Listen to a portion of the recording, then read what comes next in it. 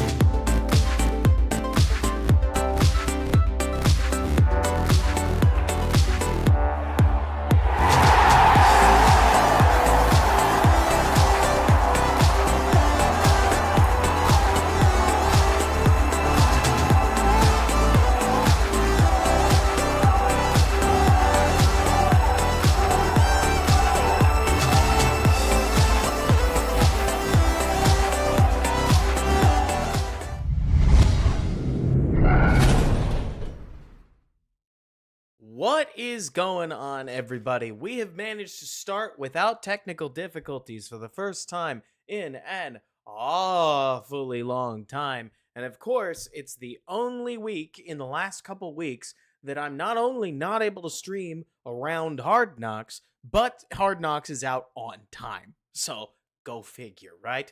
But that's okay. We've planned around this. We've got ourselves a sweet Bears stream that I'm ready to walk you through. We're going to talk about some things that do matter. We're going to talk about some things that maybe don't. And as we go along, we'll talk a little bit about, frankly, I think, how seriously to take some of this preseason film. Because, I don't know, it's funny, right? The deeper and deeper that I get into any of this, the more that I keep seeing the same thing pop into my head, which is this is not the offense. It's not exactly the defense. The packages that we're going to see are not necessarily going to be used near as commonly throughout the season. I mean, you can't just throw all this out.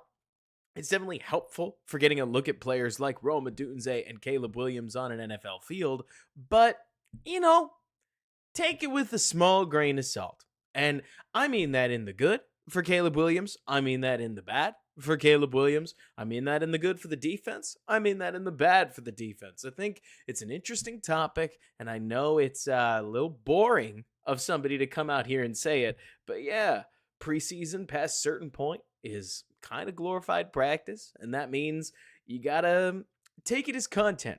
It's fun watching the jersey run around, but how serious is it? How much do you want to anchor that take of yours to what you see in the preseason? Well, that's up to you. But we're going to, right? Because I'm not stupid. I know Hard Knocks is on. We're going to pick up a nice swill of people. Wow, I just said that. Anyways, I'm not silly. I know Hard Knocks is on. So starting around 9, we should get into the meat and potatoes of what's going on in this game. But for now, let's start with Tyson Bagent and what happened with the Bears' second string defense took over. And Case and Drex, everybody, thank you guys for coming. Case, I'm not looking for international scouts yet. But I mean, if you find the next Tory Taylor, I'm always interested because the punter has been going off. I digress. The Bears line up. This is like a second and down right before Tyson takes over, where they line up in cover 3. They pivot to cover 2. They've been doing this all off season long, all preseason long, where they're able to get a good core of guys inside of the box and use that loaded box count against condensed formations to just win a series of one-on-one matchups. Here it's, 69? And the DT up front, that they get the most of what they've got going on. Roll over the front. The linebackers are also playing really well. And here 52 scrapes over. Honestly, it's just a good play by the whole defensive line. Like, the more guys you watch, the more you see this nickel corner type, 46, he's able to get through the receiver across his face. The receiver, frankly, starts a little slow, triggers through. Suddenly, there's a billion Bears in the backfield, and I already skipped you forward. This is second down. But it's more to point out, the Bears are tenacious when it comes to their assault on an opposing ground game, and it creates chances like this one. Yeah, it is this one, right? Where third down, the Bears are going to set up. Oh, no. Oh, cool. We started on first down. Okay, so that was a first down run. Gosh, I am the worst football streamer, aren't I? But anyways, so one thing I've also really appreciated about what we've seen from the preseason Bears defense is that we're lining up in a lot of the packages that we saw the Bears in to end last season, especially these cover 1, cover 2 packages, or cover 1, cover 3 packages, single high safety. That's the core. And the Bears will blitz out of them. Bears are really liking their nickel blitzes right now, and Cincinnati's second stringers certainly didn't have an answer for it, which is sweet. I mean, it's fun watching a good blitz, and the Bears are overwhelming the opposing pass pro and forcing the quarterback to get the ball out on time and make a quality throw, which he doesn't here, which sets you up for 3rd and 10. But it's nice to see that Matt Eberflus and Eric Washington clearly believe in at least a little more blitzing. I mean, there are teams that aren't blitzing at all. you'd swear that Caleb Williams isn't getting blitzed nearly at all. By the way, Joe O'Donnell, Eric Ambrose, Kaiser Klein, how you guys doing? Happy you guys could be here. Case, of course, Drex, everybody else. So glad that we could get together and talk through all this, right? But so I love to see the renewed aggressiveness. Khalid, what's going on? Not because I need the Bears to blitz on nearly every play. I don't. But some level of blitzes make the disguises work, in my opinion, especially when I'm doing all right. Oh, I got you guys. One thing that I think is really great about the blitzes, and this reminds me a lot of what we see in Minnesota, right, is that when you send the right group of guys, you're not only able to keep the offense from checking out of what they have going on, right? Like in this case, the quarterback sees the blitz, and the only actual option he's got is this throw right here.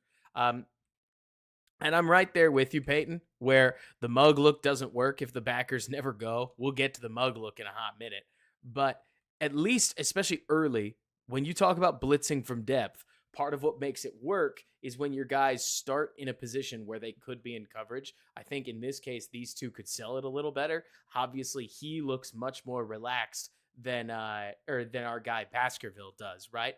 But being willing to send guys and get downhill, you'd love it if it turns into a sack. But if it turns into a quick throw that you're able to rally on, that's just as well. That's your Brian Flores type defense. It's blitz and rally. Force an underneath throw, go make a tackle, turn it into a tackle for loss. Basically, it is as close as you'll get to a defense controlling the tempo. And what Peyton points out is funny because the Bears have been in this look for pretty much every third down this season, right? The Bears have been lining up four defensive linemen wide. Give me a second. Oh, that fly's lucky. How you doing, Chicago? But so the Bears will line up in this 4-wide look, basically everybody in a 3-tech or wider position, and then they'll stick both linebackers in the A-gap with the idea of threatening that you're going to drop maybe one, maybe two. And in this case, they blitz out of it. It looks to me like it's set up to be a potential role to cover 3. What I appreciate about it is the guts it takes to blitz nearly everybody and end up with basically like a 4 deep, 1 under blitz. And also, you want to talk about how blitzing can be really dangerous in the NFL? Did anybody notice the blown coverage that happens right here? I mean, look, I think it's a blown coverage. It's up to you whether or not you think that this guy should have had him on the underneath zone or him. All depends on your idea of where you think he's trying to stand. But I would be surprised if he's supposed to just run free. But it doesn't really matter because the blitz gets home clean and forces the quarterback to take the first read he sees, which is Terrell Smith. Terrell knows he's got a blitz on and reads this thing out perfectly. The throw isn't great either, probably partially affected by pressure, but Smith is all over it. Bears are able to turn that into an interception, and obviously that's going to kickstart our little breakdown of Tyson Bagent. But I think blitzing is so funny for exactly this reason, right? We demand that we see more blitzes. We want to see more blitzes. Blitzes come with their own problems. And if a quarterback identifies the right read, which I don't know how he would, he'd basically have to just guess that this is not only a blitz, but that he can throw over the top of it and that this guy isn't going to run with him, which I don't know why he wouldn't. I think it's a bust. But it's a great reminder of blitzing leaves less guys in coverage. Less guys in coverage means you're way more vulnerable to mistakes. You just need your guys to get home. And both the nickel corner does a great job, I think, of this nickel corner rips downhill and occupies 66. And because that lineman gets occupied by a DB type, there's just nothing that stops Baskerville from getting home for a nice hit. Terrell Smith does the rest. And hey, if the Bears can put their corners in positions like this, I would expect Tyreek Stevenson, Jalen Johnson, and Kyler Gordon to eat a little bit. It's just a matter of how they're going to do it. The other thing that I can't help but think about when I think about this Bears defense and what they've done this preseason, look, we could talk about the Bills' performance. I think the Bills' performance is worth talking about. We'll talk a little about the Bears starters performance, but I feel like it's a little unfair to talk about the Bears playing most of their starters against the Bengals' second string, just because it's an obvious mismatch, right? But it does seem as if the Bears are a little more blitz focused. I wouldn't say they blitz every play. What do you guys think? I'd say probably 1 in 3 plays overall, but that's more than usual for Eberflus, who tends to blitz on 1 in 5 plays. So it seems as if the Bears are planning around the fact that they've got a very good secondary that they want to protect with some pressure, even if that means that they've got to scheme it up. But what do you think? Because that's my takeaway. It definitely feels like more blitzing than especially early 2022 and early 2023 Eberflus. But we'll see. And Khalid, we'll get there.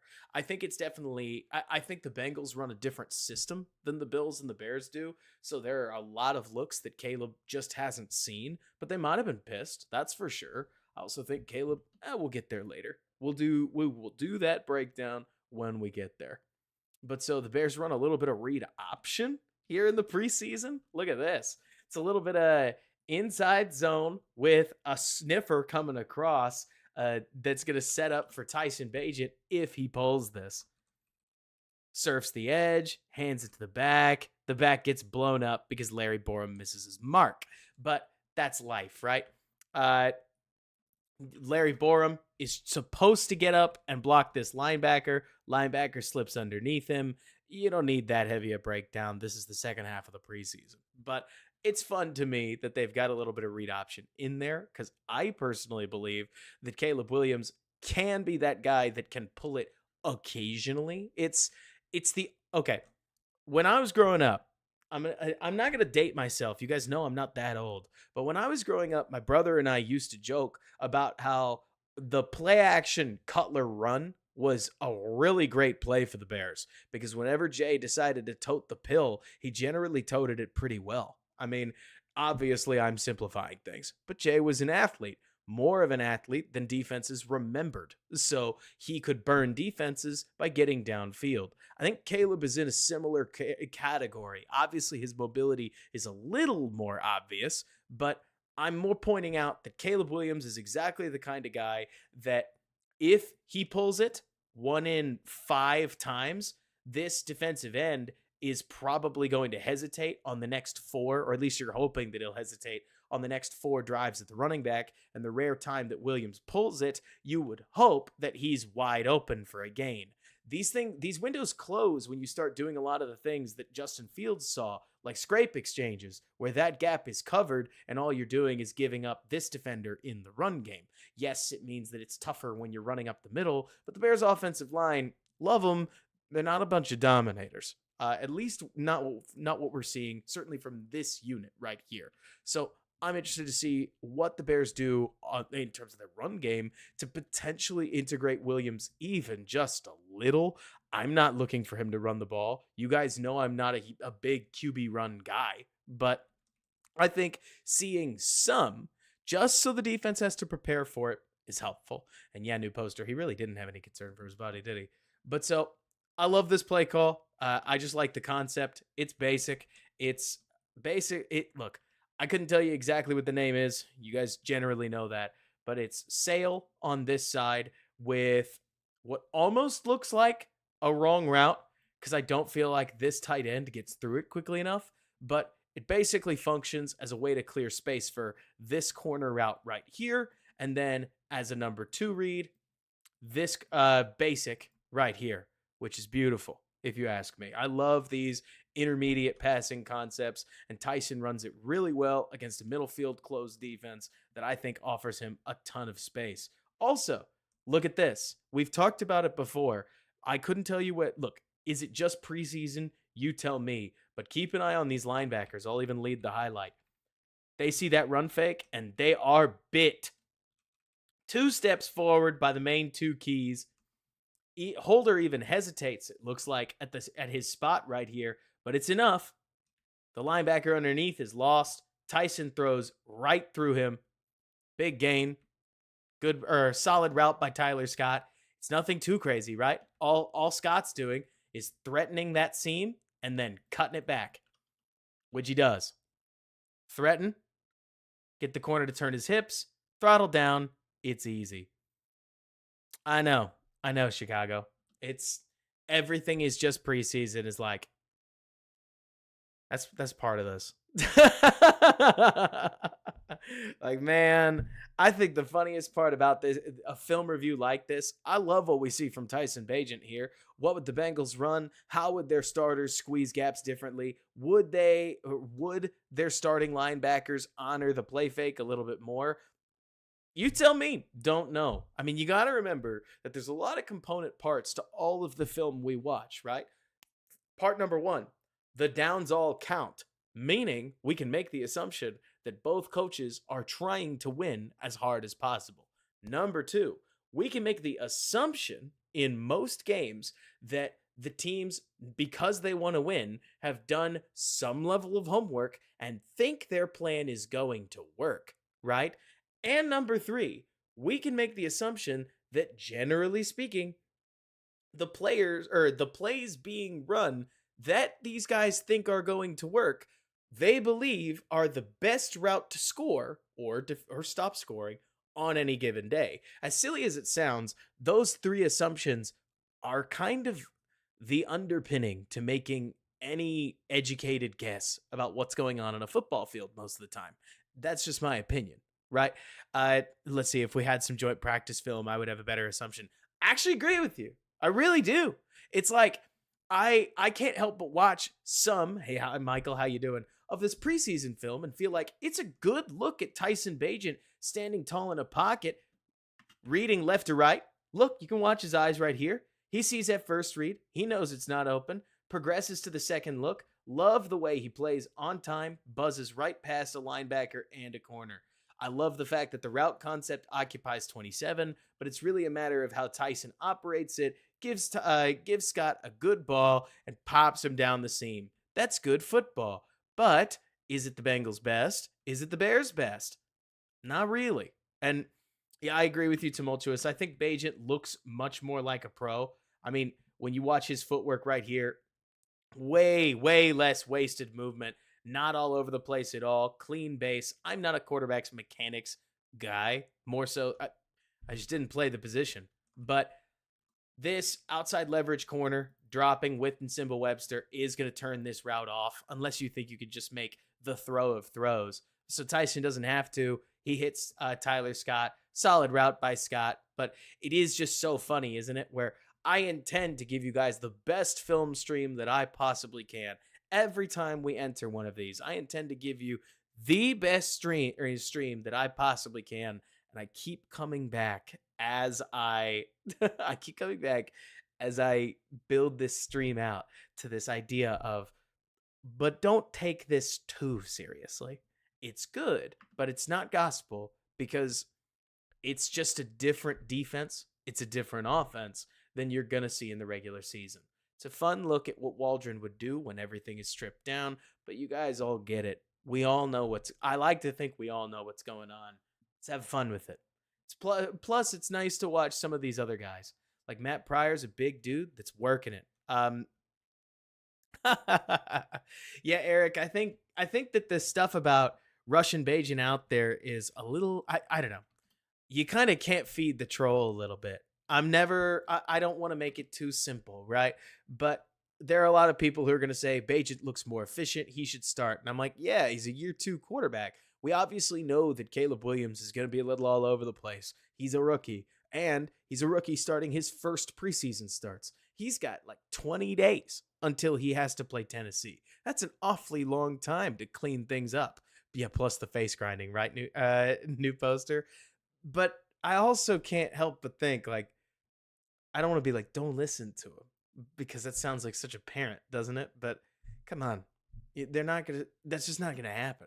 It reminds me of the Hall argument. I just don't think anybody was ever going to take the Hall. Maybe that's a separate conversation, but it just doesn't happen. I also think this is an interesting play, not because it's crazy, but because the Bears are 1 yard away. So they decide to do what all kinds of teams would do in this setting, and they're just going to run it up the gut and basically take the free first down. When you watch this, if you forget what down and distance it is, it's easy to get really disappointed by a duo run that basically ends in an Oklahoma drill. I mean, look at this thing. I've not seen a one-on-one so plain in the run game. Like, you've got this defensive tackle out of the play, this defensive tackle out of the play. So now it's just number 20 up against this linebacker. Mano a mano. I would tell you I think the linebacker wins, but running back falls forward, gets the first down. Down and distance in football, pretty much everything when it comes to analysis. Because the moment you forget what down and distance it is, you go, that's a sick play by the linebacker. Hot dang. You don't realize the Bengals gave up a first down on the immediate next play. They they basically give up a first down. And Peyton Rules asks why we got to run that out of shotgun. I couldn't tell you why they have to, per se, but I think a lot of it is just to keep your options open. The idea being that if you run it out of this gun formation, you're able to get 12 personnel on the field. Then you've got a clean set of double teams across the board, and then it's a matter of what these guys do at the second level. It's as much, I think, Peyton Rules. It's just my opinion. It's as much about keeping the defense honest, because you can pass out of this, and because you could pass out of this, you get a nice cover 4 look from the defense across from you, even though you fully intend to run the football. So just putting 2 receivers out here and sitting in the gun lets you pound it. Let's see. Joe mentions, so can Tyson audible to a pass quick if he wants? I think he can, but I think this is the run look that they want at this point. I also think if you run it under, or if you've got Tyson under center, that they roll one of these safeties up and then you just run into different problems. But that's my opinion, right? If I'm a defensive coordinator and Tyson's under center and the running back's back here, you have to play this like you fully expect to run. Maybe you're going to have your guys step up a little bit. Maybe you're going to do what the Bears did last year, and you're going to have your linebackers bump over a gap, and then you're going to have Brisker come down, sit over here, and then in this point, Byard would sit up top, and now you're much better set up against the run, though you'll give away an outside look or something like that, because then Tyson has to do it out of a drop back. Instead, you're able to get enough space that even the linebacker breaking through the line doesn't stop you from picking up a first down. This is where play calling, I think, is so much deeper than it looks, because it's not just inside run on 2nd and 1. It's the choice to run a duo out of a shotgun formation with 12 personnel against this look. And what do you see? How do you check out of it? Here, for instance, you've got a 3-by-1. So you are going to probably draw the Bengals into running something like poach, because I just doubt that anybody is going to try to run like cover 2 against a 3-by-1. It just doesn't tend to happen. So you're going to try to force that defensive check, right? The check. And then you pull Tyler Scott across the field, meaning they check again. So now it looks like you drew somebody up into the gap right here, because now you're in a similar run look to the one that you were just in, and you run double stick out of it. And when you do, you force this safety to move and then become a player in coverage, and it creates space for the linebacker that has to read run first. So he stays too still. Tyson just sets, delivers, 1-2, easy ball, easy throw, easy offense. But it's all in the setup, right? It's all in the window dressing. Also, kudos to Matt Pryor. Matt Pryor spars like a tackle here. Pop! Actually kind of loses. I saw the arms, and I was like, good job getting position. I didn't see the defender turn it into a long arm and nearly get to Tyson. But so Tyson goes 1 right here. 1-2, double stick, and makes it work. Pop.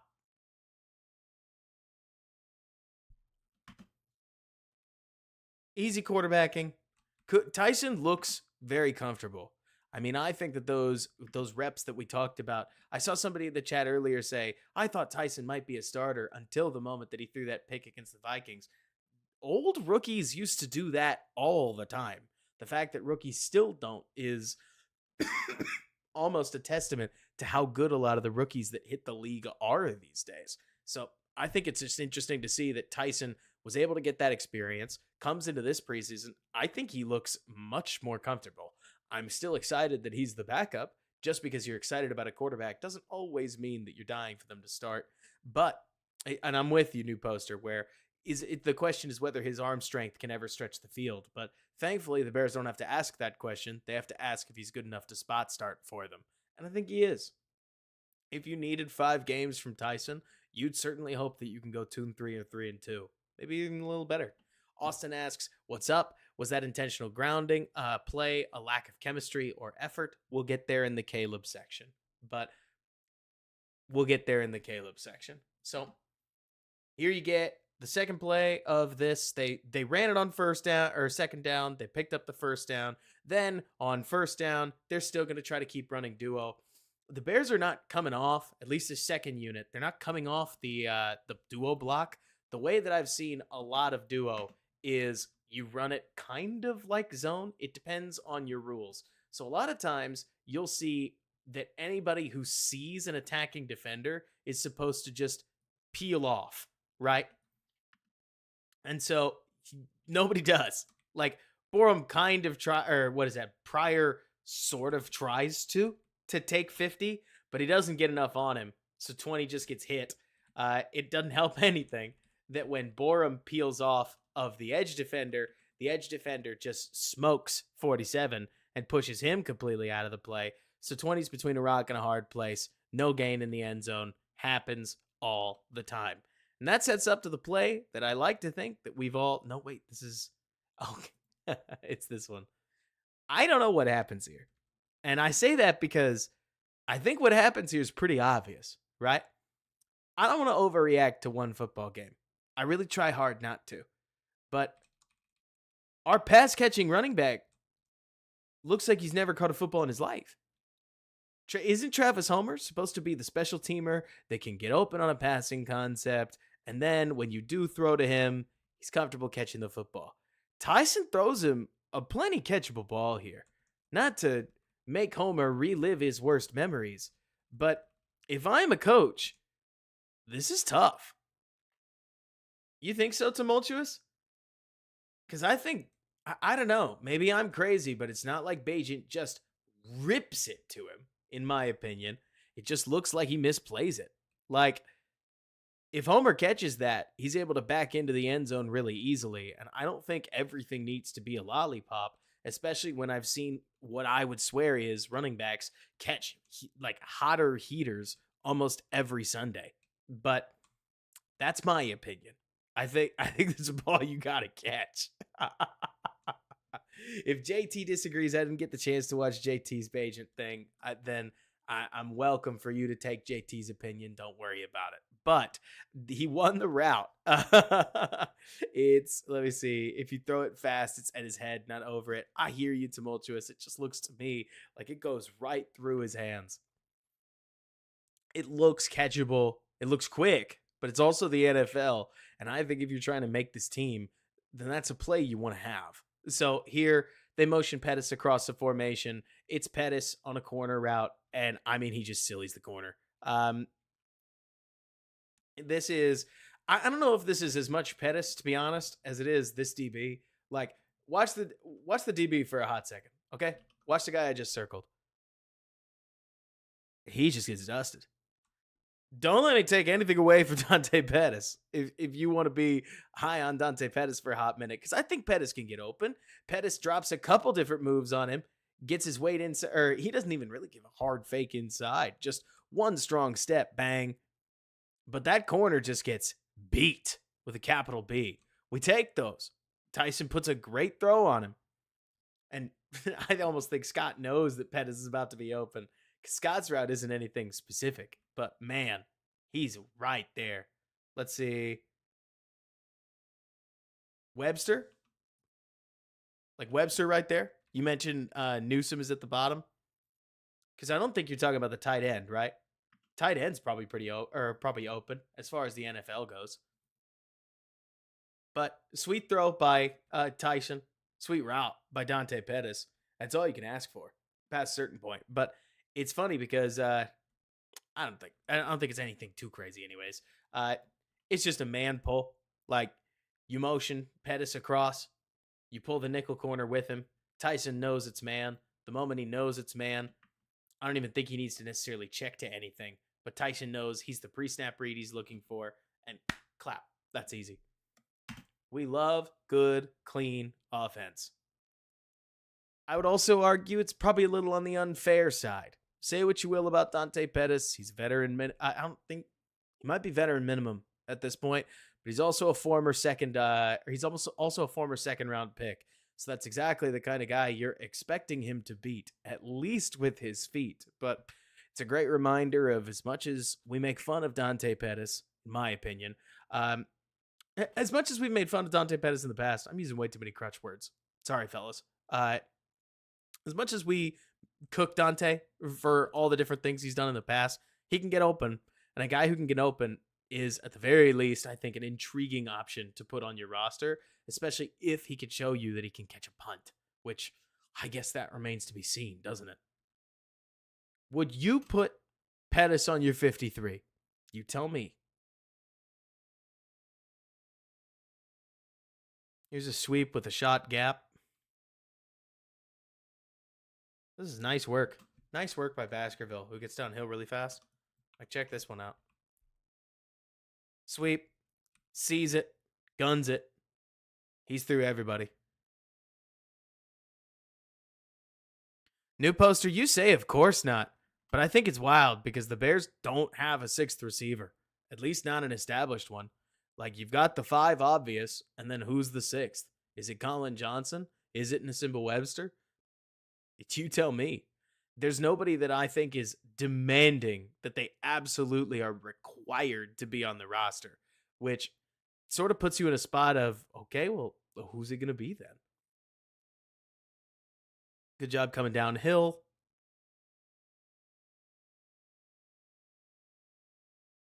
Nasimba does seem like he's getting a lot of looks. That's a good point. I mean, I'm so used to Nasimba Webster hanging around on practice squads that if he gets a legitimate look and makes the roster, I'll be so happy for him. I mean, that guy has worked his butt off over the years. Oh, is this Hardy? Yeah, this is Hardy's sack. A lot of Bears are hitting sicko spin moves on these preseason tackles. Like, look at this. Look at this. You want to get lit up? You want to say, I like football?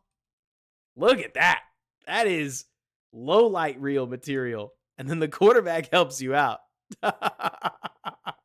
The quarterback sees it and tries to spin him and spins right into him. Yeah, you're telling me, right, Peyton Rules? Travis, you mentioned, let's see, heard it first and before today, NFL defense will play more and more quarters versus one-eye looks. I think you're right. But especially just with the popularity of match quarters and other things that are coming out of college football, I think we're going to move away from all this single high Legion of Boom stuff, but we'll see. Let's see. Webster was brought in by Pace. Poles brought in Pettis. That's my question, Joe. Plus, it's also, to me, a question of what do you get on special teams from both? Pettis, they'll put back their punt returns sometimes. And also, I think coaches are always going to think about that potential, capital P potential. But yeah, Chicago, it feels like, I like the NBA guy comparison. Huge sack by Hardy. I feel like Tyson had it fairly easy. Like, yes, he made the most of the snaps that he got. Don't hear me hating on anything. Okay, who caught this? Is it Pettis? Thanks, Dante. Just catch it and take a knee, bud. Do you guys want Rome Odunze catching punts? Am I crazy? Because I don't want Rome Odunze catching punts. I just don't need that stress in my life.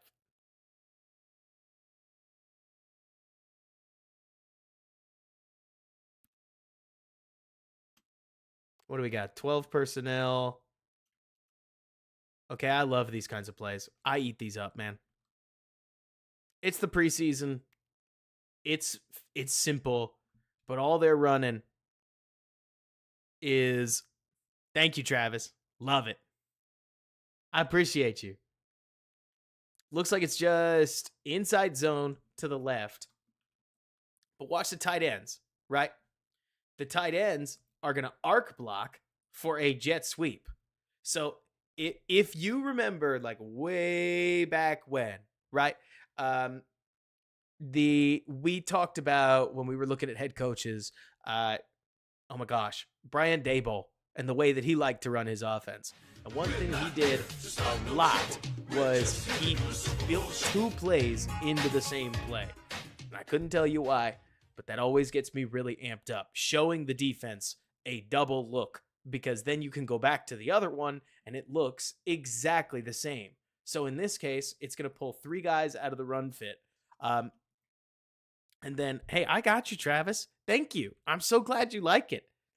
Velus is able to utilize the space for a solid gain on the ground. Everybody does a pretty good job here.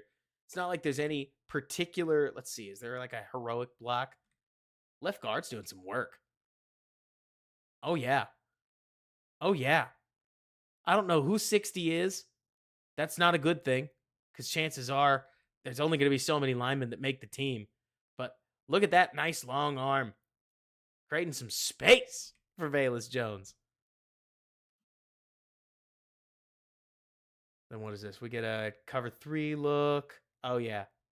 So the Bears have been killing this look all preseason. And I don't know what that means as far as Caleb Williams, but I will be shocked if the Bears are not expecting to run these seam pop passes against cover 3 and just split defenses open if they get it. Because we have seen Rippin, we have seen Bagent just hammer this throw once or twice a game. Y'all remember the Hall of Fame game?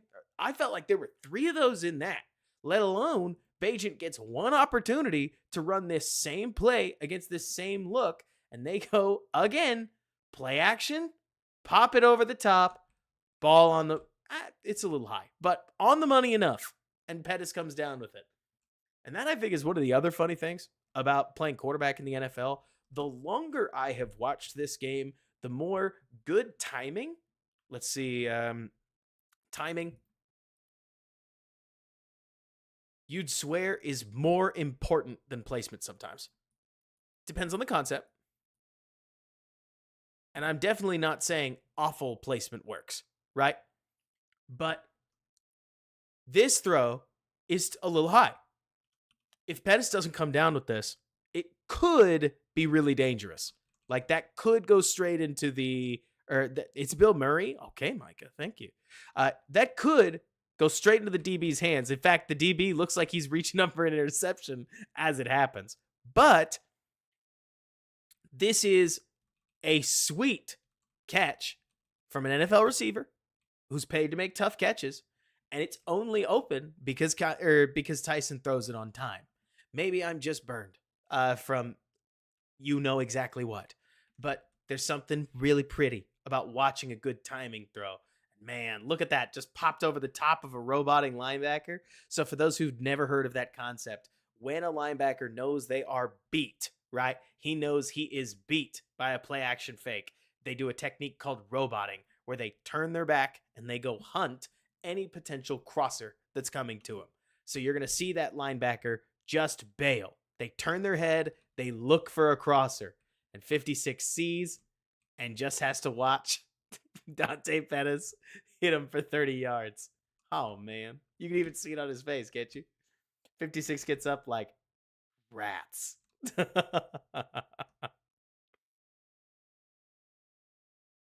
Then how quickly does the next one come? They run a running play first? Yeah. 50 does a sweet job. This linebacker, 50, look at him sniff this hole out. Boom. We can take a look at what happens on the Bears side, but you can tell that they're just trying to get some preseason looks. Looks like it's probably just outside zone by the looks of it. I just don't think they have enough hats, or at least they don't have enough hats to let 79 release and get up to the second level. So Cromer's got to try to do it, and he just doesn't get there. Against some running looks, the defense just has you beat. this is a tough one, I think, for the Bears, because unless they get him, the tackle, into that second level, I just don't know if they're going to get anybody into that second level. They don't. He runs over and smokes Valus. Life in the run game. We sometimes forget that you can have that's what I was wondering, Travis, was you mentioned 79. It was 79 needs to release here. He's got to pass off to 68, but he doesn't. Oh well.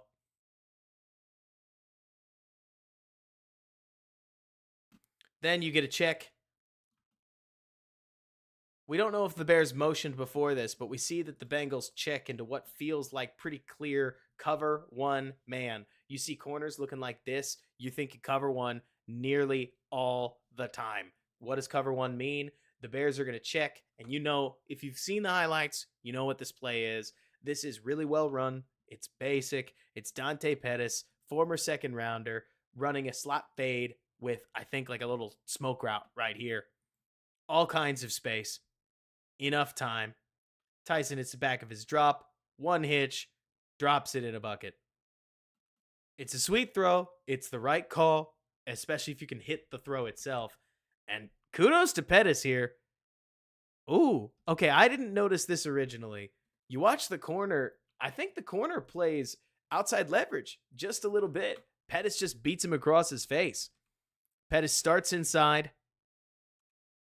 Looks like his weight is going to take him inside. Rips it back outside. And that's pretty. It is a college concept, right, Travis? Like, it's just, hey, all right, we got space. We're going to run a slot fade. That's all we're doing here. Pop.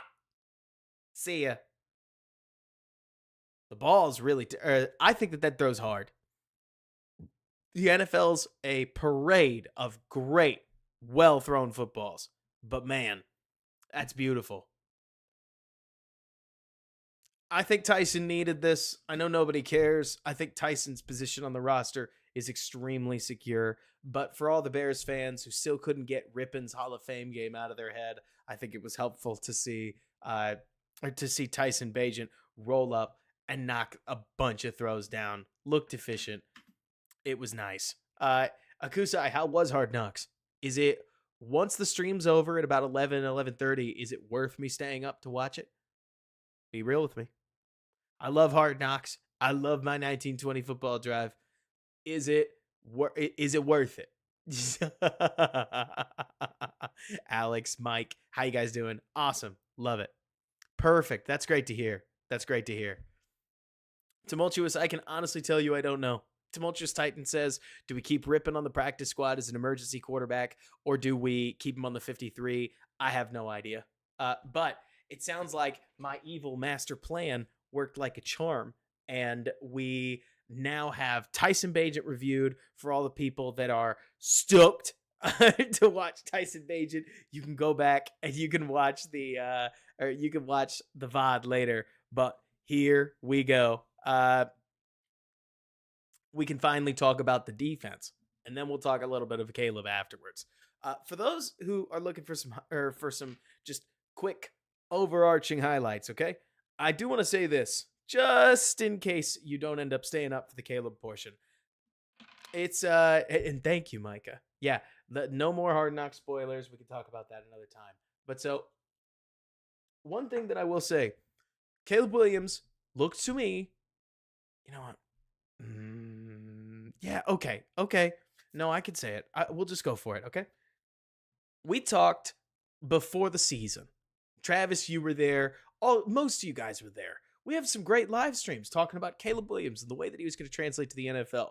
One of the things that I think we talked a little about, but was Caleb was always going to need some time to develop a sense of NFL timing. His movement in the pocket is exceptional, but his ability to move in the pocket means that his college career didn't mandate that he play on time the way that some guys that can't move near as much just had to. If Drake May, for as mobile as Drake May is, if Drake May didn't throw on time, he was getting sacked. He did not have the quickness that Caleb Williams has. And I mean, let me see if I can't find the play. It's, believe it or not, it is one of my favorite physical feats from this football game for Caleb Williams. But it's not a play that ends in a completion, in part because Caleb plays it a little too fast and trips on himself. If you know the one that I'm talking about, then you know the one that I'm talking about. But here's it this play. Yes. Caleb getting out of a sack like this, I think, is extremely difficult. Caleb hits him with the same thing he always does. Athletic stance, jet out of it. And suddenly a massive blown play. Massive blown play. 52 breaks straight through. He's got the inside lane. Caleb is dead to rights. There are some people that would step up around this, but in, I think, most cases where a quarterback stands right here, you step up, he curls, you're hit. This kind of play is what we saw in Caleb. And the crazy part about watching Caleb Williams is that on the scale of Pac-12 to NFL, the Caleb Williams we're seeing is like mostly over here, where he's making the preseason NFL defenses that he's seen, the defensive linemen at least, look a lot closer to what he saw in the Pac-12 than what people would tell you that ain't going to work in the NFL. Now, I do think Caleb's playing too fast. For instance, I think Caleb has time to reset in the pocket here instead of sprinting up the pocket, losing his balance, tossing the ball wild, and ending up with an errant throw. Like, I actually think his ticker is ticking too quickly in some of these cases. I love that he knows he doesn't have forever, but you don't have to play so fast. And I think that was a theme that we saw in this game in particular. I can wind you. I will. I can wind you all the way back to the start of the game, and you'll see plays like, I mean, the most obvious one is this one. It is that. No, it's not. Sorry, fam. Is it? No. Let's play before this. I think the most obvious play where he plays too quickly happens on the second play of the game, right? They pull DJ Moore across. You've seen this 1,000 times. Keenan Allen running the over, Cole Kmet running the corner, DJ Moore running the flat, and then Gerald Everett running what I've always called or heard called the sneak. But that's a Kyle Shanahan-esque term. And Caleb just flicks to Gerald Everett so quickly. I've seen a lot of guys force this to Moore. Like, I'm talking Brock Purdy, Derek Carr, Jared Goff, and anybody just about running rollouts. They'll just stuff it to this guy, and he'll just get smoked by his corner. Caleb works all the way back to Gerald Everett, but he does it as he's turned around. Like, Caleb reads, this is technically your one read. So it's kind of like Caleb takes a look at the picture in front of him.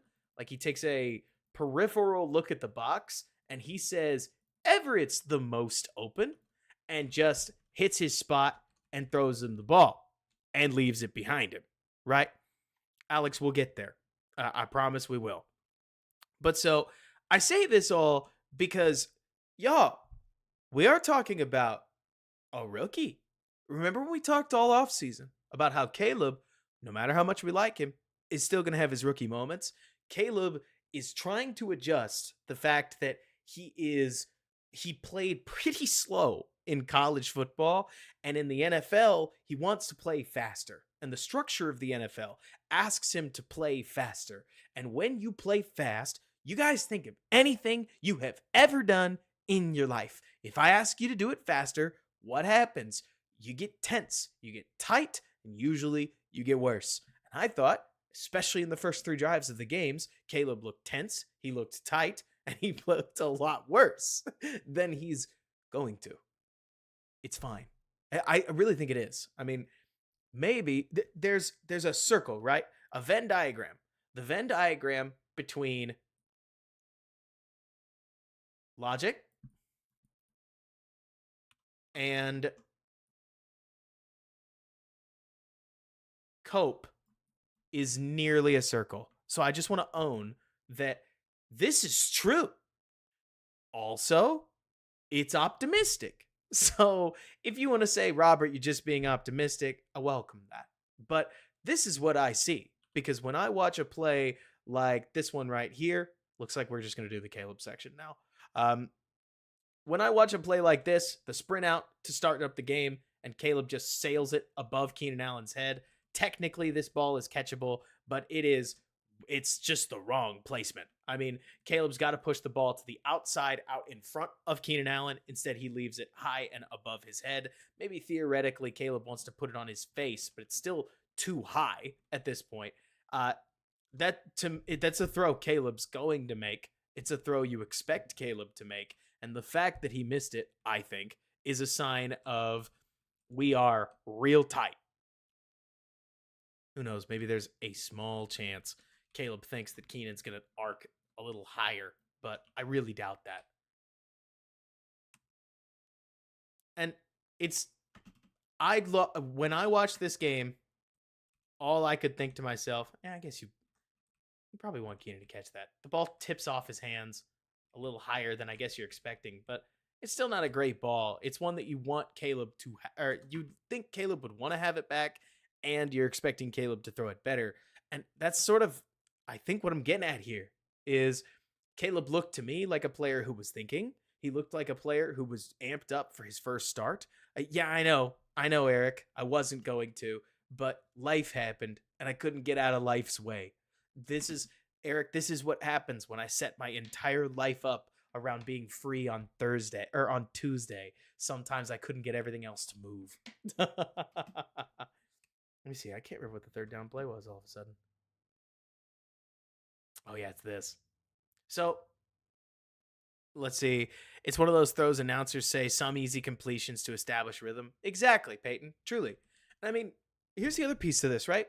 I don't want to get all, oh, he's a human being on you, but Caleb Williams is playing in Soldier Field for the first time. This is a kid who, if you've listened to him talk at all, you know that Caleb Williams has a certain reverence for important things. He's got a strong memory of almost every high school football game he's played. You know that first debut in Soldier Field, preseason or not, it's a big deal to him, right? I mean, you saw the way that he held on to that first touchdown. It's a preseason touchdown, but it's his first touchdown in the NFL and in Soldier Field. Caleb cares a lot. Caring, if you've ever been in any tense moment in your life, makes you tense. So I'm really curious to see whether Caleb looks this, frankly, rattled in his first game against Tennessee. Wouldn't surprise me if there will be an element of it, but I would hope that a game like this is a great potential spot to purge a lot of the things that were going on. Now, what I don't know is whether Keenan Allen is supposed to convert this out route. It's not quite a blaze out. I mean, it just looks like it's an out route that Keenan sets up to the inside. But the moment that Keenan doesn't follow through with this, I do think he creates the intentional grounding. And it's funny because Caleb is, in my opinion, pretty much playing on time in this. Caleb sitting back and then ripping the ball is exactly what you would expect the big guy that can't move to do, right? It's a cover one defense. Might be cover three. It doesn't really make a difference. Let's see. It's cover one. It's cover one man. So cover one man, I'm not surprised that Keenan Allen thinks, I got my 13-time Pro Bowler, Keenan Allen, right here. Why would that not be the read? Frankly, he's right. Especially since it looks like they set up to cover two. They deploy cover one with what seems like a lurk right here. So Keenan does a good job getting the lurk to engage on him and then rips around. And and it looks to me like Caleb checks DJ Moore. DJ isn't separated yet. I do think that throw's probably there. But he then guns it over Keenan Allen's head with the intention to throw it away. Keenan looks to me like, whether it's the preseason or whether he's just beat, he stops his feet. I do think that creates the intentional grounding. But this is one of those reps where you could be disappointed in a lot of people. I think that there's plenty of ground for that. I would love to see. Kimura, I didn't know. I haven't watched Hard Knocks yet. But more to say that when I'm watching this drive, there's plenty in the preseason that you take a look at and you go, okay, so we would love to win this, but we don't. Happens. The other piece to this that I think is really important, Travis, you still here? Every Bears fan, I really want you to like lock in and hear this part because it's so important to say, yo, we are too tuned up. We are too tuned up. Sir Lord, MJ50, tell me I'm wrong. Peyton Rules, tell me I'm wrong. The funniest part about football is that at the end of the day, you're trying to score more points than the other team's offense. And that's it, right? I'm not saying that you don't want your offense to succeed, generally. But we do act sometimes like there aren't going to be plenty of NFL games, no matter how good Caleb is or isn't, where both teams are going to go 3 and out the whole first quarter. I mean, I'm not trying, that's not even cope. We just see it all the time, right? Where you're going to have moments, whether it's a broken radio, whether it's something that you see on Hard Knocks, whether it's just a bad quarter. I mean, watch a Chiefs game, right? They lost to the Raiders at the end of last season. They were fine. They ended up winning the Super Bowl. But you're going to have entire halves, sometimes entire games, where the offense is near completely out of sorts. So there are some of these reps, at least in my opinion, where do we want to put Keenan Allen on the freak out meter? Do we want to start calling him James Harden? Like, are we going to start making a bunch of fat references? Can DJ Moore run this route a little better? Yeah, that happens all the time, in my opinion. It is funny to me where I watch the way that people react sometimes because I get it. We are so tuned up. We want to prove that Caleb is or isn't the guy. But you get like 10 drives in a football game, and if you score a touchdown on 4 of them, you had a great day. I mean, it's just a funny thing to talk about where I don't think Caleb played the first quarter very well. I think there were plenty of things that he could have done differently, but it's funny because on this play, he checks back what is this? He takes a snap. He keeps his eyes on Keenan Allen. Okay, so he never checks DJ Moore. Not really. He looks at the safety, it looks like, right here, but he's not looking back at DJ Moore. Maybe I'd love for him to do that, right? But he stays tight, ready to rip on Keenan Allen, doesn't like what he sees, throws it out of bounds. Ain't it funny that on this play, you could argue Caleb could scramble, Caleb could just spin and stay alive, Caleb could do all kinds of things he does later in the game, and they would have applied here. Instead, he throws the ball away, which, of course, we're mad about because of an intentional grounding foul, where I think if Keenan just continues his motion, you get the area code rule.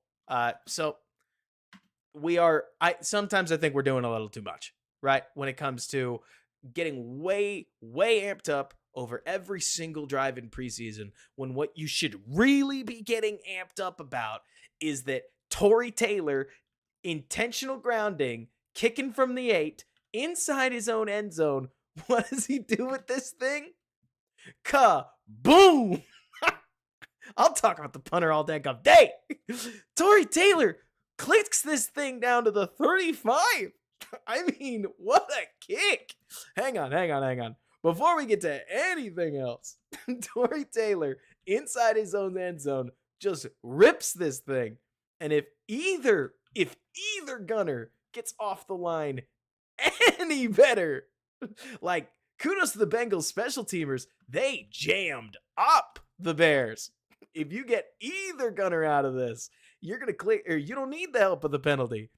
But man, when we talked in the offseason about how important it was for what Tory Taylor could do to this offense, it's still horrible kick coverage. I mean, even then, just plug your gaps. And at that point, you're hoping that you cut this guy down at the 40. But when people talked about in the offseason what Tory Taylor could do, if you went from the 8 to their 40,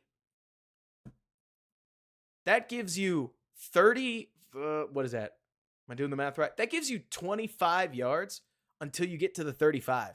I mean, relevantly speaking, that's 2 first downs that you can concede before you're realistically in field goal territory. Yeah, it's a 40-yard net, or it's a 52-yard net. But even just think about that in terms of first downs to give and space to give instead of the standard. I mean, this is the 8, right? You're normally expecting to start at best on the 50, but realistically, you might even have a punter that concedes it to the 45.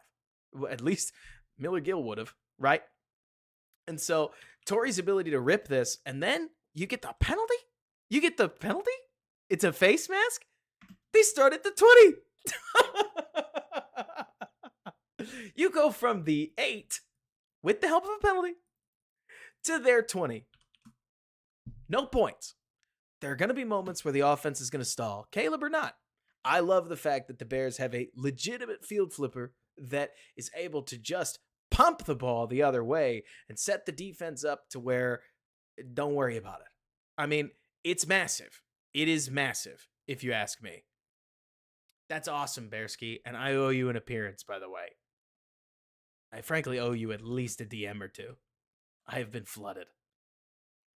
Man, TJ Edwards is so good. This is the Caleb section. It's not the TJ Edwards section.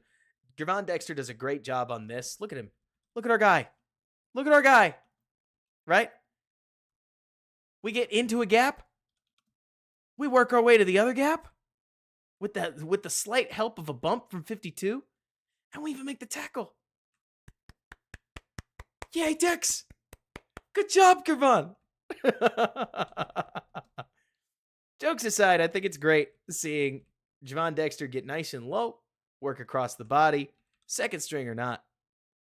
We need him to have a much better year in run defense. Billings is a known, but Dexter we could use, just that little bit more. And it's nice to see, I think, that Dexter is bringing that little bit of something. I'm scanning through. I'm insufferable. I'm so sorry, everybody, that the tangents are just all over the place.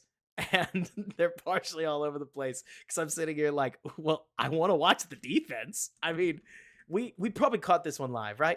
We probably caught this one live. Look at Montez Sweat just bullying this poor right tackle. That long arm is long.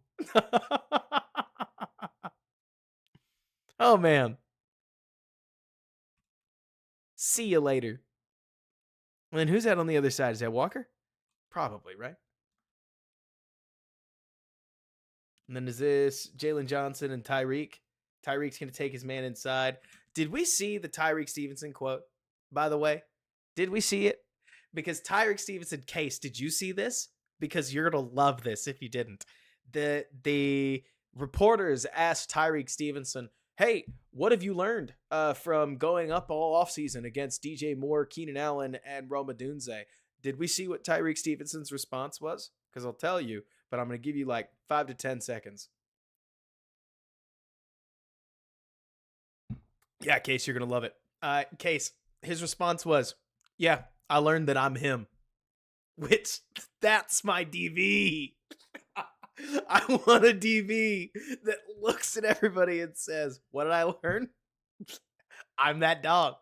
Like, yes. Jalen Johnson's catchphrase, where lately you caught him on Hard Knocks saying, offense, it's not your fault. I'm like, yeah.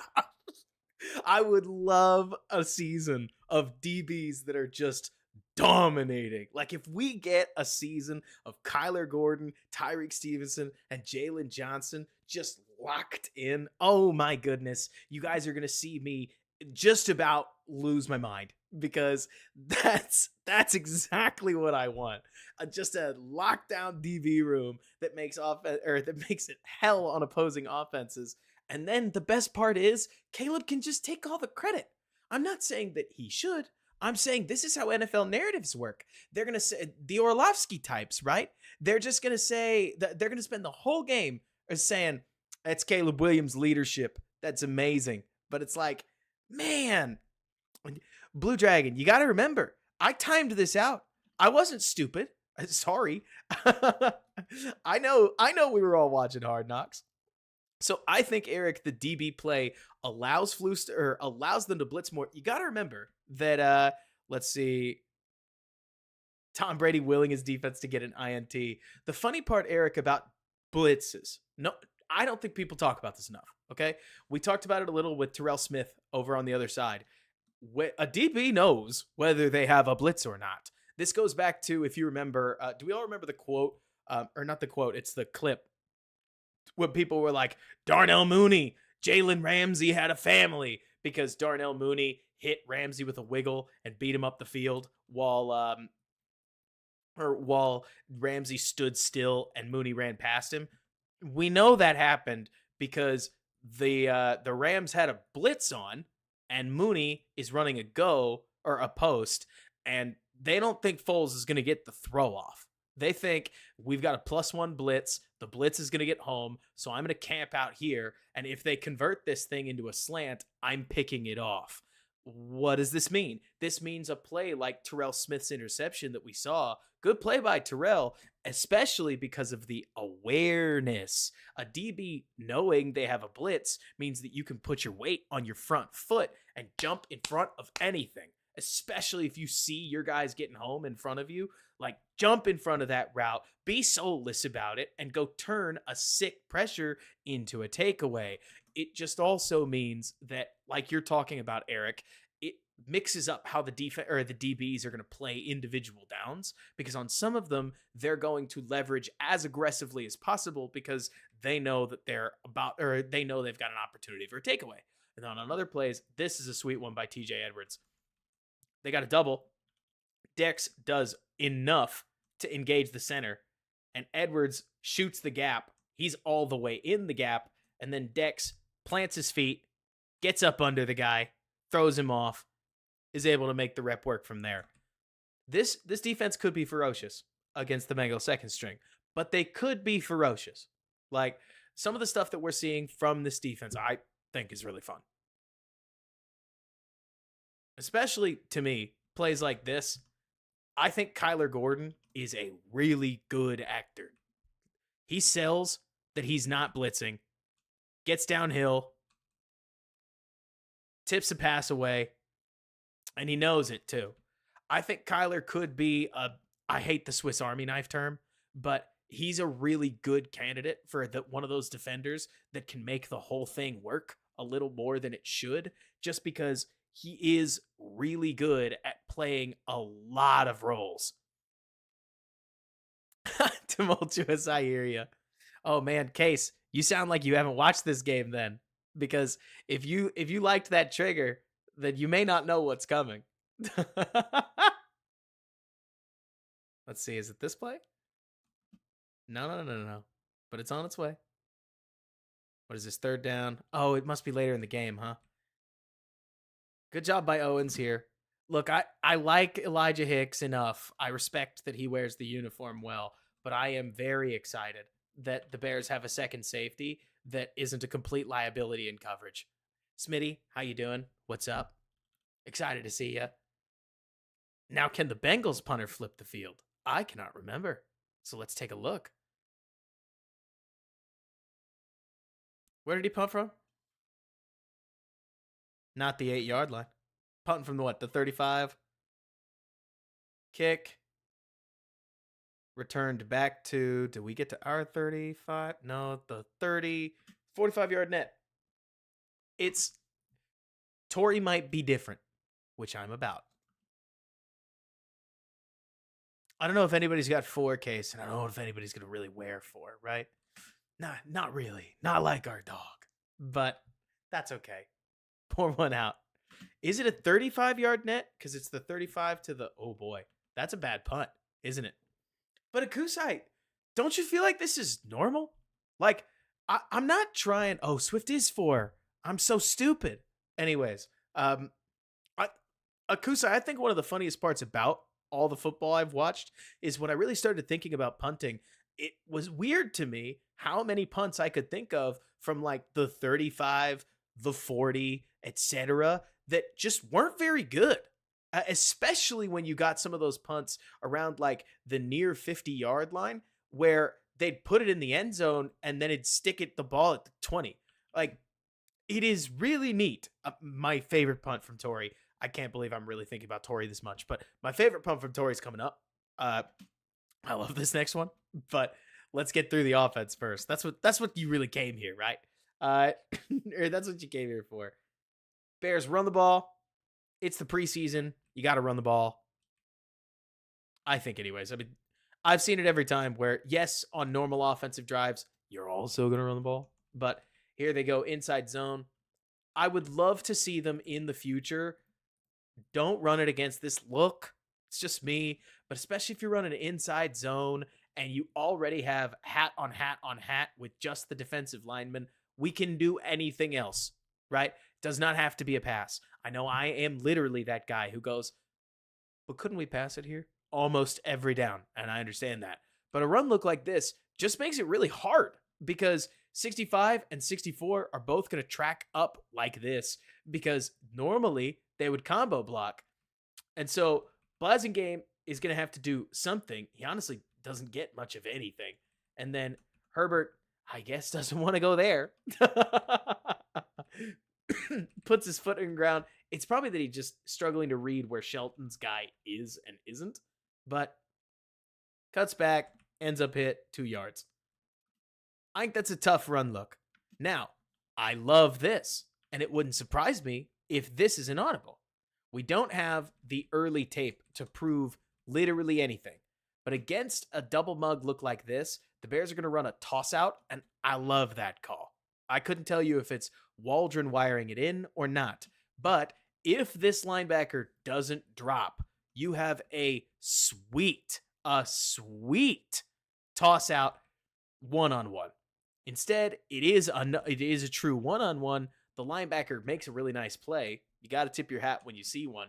But if that linebacker's coming at all, or if he hesitates at all, Herbert has a nice little blitz beater right here that doesn't ask Caleb to be a superhero.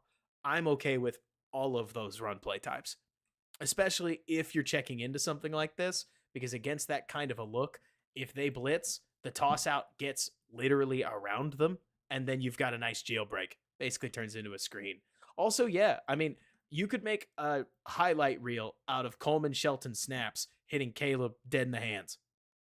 This shouldn't be that hard a position, and Bears fans, let's be honest, we are not asking for the whole world here, but Coleman Shelton has been pretty good. We've talked about it before, right? That center is a position, I think, in the modern NFL of studs and duds. You are the cheap center where you're hoping for pretty good, or you're a really high-picked center hoping for great. And if you pick Garrett Bradbury and he's fine, you're kind of bummed about it. There's a lot of Bradley Bosemans out there. There's a lot of Coleman Sheltons out there.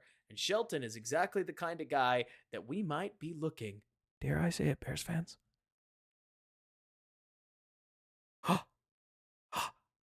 Is that what I think it is? Is that what it is? Robert telling me that the Bears might have a C+ at center? Yes. And have you ever been so excited to see a C+ in your life? I swear, Bears haven't had better than an outright D, probably a D- over the last 2 years. Like, it is hilarious to me just how poor the Bears centers have been, but they have. So funny to see, at least so far through the preseason, just how well Shelton has played, because it's not been that amazing. It's just not been bad either. Also, a lot of people talked about Caleb's struggles within structure. On this play, the Bears, they roll Odunze over, 35 follows Odunze 35 follows Odunze. Looks like he's dropping out off a hard count, zone. So if I was going to assume Caleb sees this rollover and probably thinks it's man, though the flip is obviously concerning. What are they doing here? Why is he following him and this guy coming the other way? Honest to goodness, I wouldn't really know either. I don't see that a lot. So Caleb sees that they're going to drop out. I'm with QB school on this. Maybe you could throw it to Rome, but you learned that what case? A C+ was like a 78. If you're talking about percentage, a C+ it had to be 77 to 80-ish. Yeah, you didn't get 80 to 82. 80 to 82 is a B minus in my neck of the woods. But 77 to 79, you got a C plus. Anyways, so I'm with QB school. This route right here, which I've always seen called like a follow me route, basically. You've got the out route up here, but to be honest with you, okay, so this is where I feel like we get into the hair splitting territory. I'm collecting my thoughts. Now I'm going to distribute them. What is Caleb doing, right? He's a rookie, okay? Is he trying to optimize everything? Well, you'd like him to, but you've seen that somebody just followed a Dunze. So it's reasonable to think that you might be looking at some kind of man match. But as these linebackers drop out, they are not in man. This is a zone. Okay, so if it's a zone, then this is probably cover 3, right? If it's cover 3, then that means that Keenan is running an out route against outside leverage again. Now, we just lost, right? We just lost outside leverage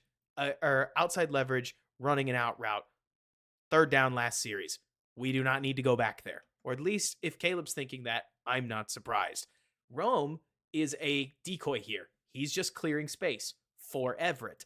I don't blame Caleb for locking onto Everett and letting Everett run what I think is an option route. The way that Everett runs this route, especially that pause right there, makes me think he's got a choice, especially when the corner that's against him is playing outside leverage to this side and Everett turns right here. So when QB school tells you, if you watched his breakdown, that it's on Everett to get to the 40, I think he's right. This to me needs to be a bang slant. Everett runs it like he's running an in, and Caleb trusts his guy to get open for him, and technically he does, but realistically, he doesn't get enough. Is it the quarterback's fault? I don't think so.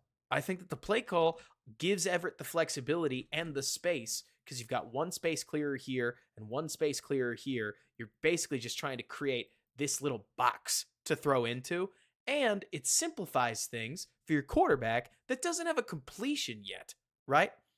And so you're looking to get him a completion. This is a good way to do it. I just think Keenan's going to run this in the actual offense, right? They're featuring Everett, and I could not tell you why. That I imagine would change. I don't know anything, okay? But I did not plan this image, but we're going to use it, okay? Chicago Bears salary cap calculator. Also, if you're enjoying the stream, please like it. Please clap. Cole Kmet, what's his cap number? It's $11.6 million. Gerald Everett, what's his cap number? $5.4 million. When we go into 2025, who's there? Oh, look, it's Cole Kmet, and he's still there. Then we look a little further, and we see he's on here, right? I'm not stupid. Oh, I didn't realize they signed him for 2 years. Okay, neat. Both of them are there. But anyways, I will be shocked if Cole Kmet on a third down isn't out on the field.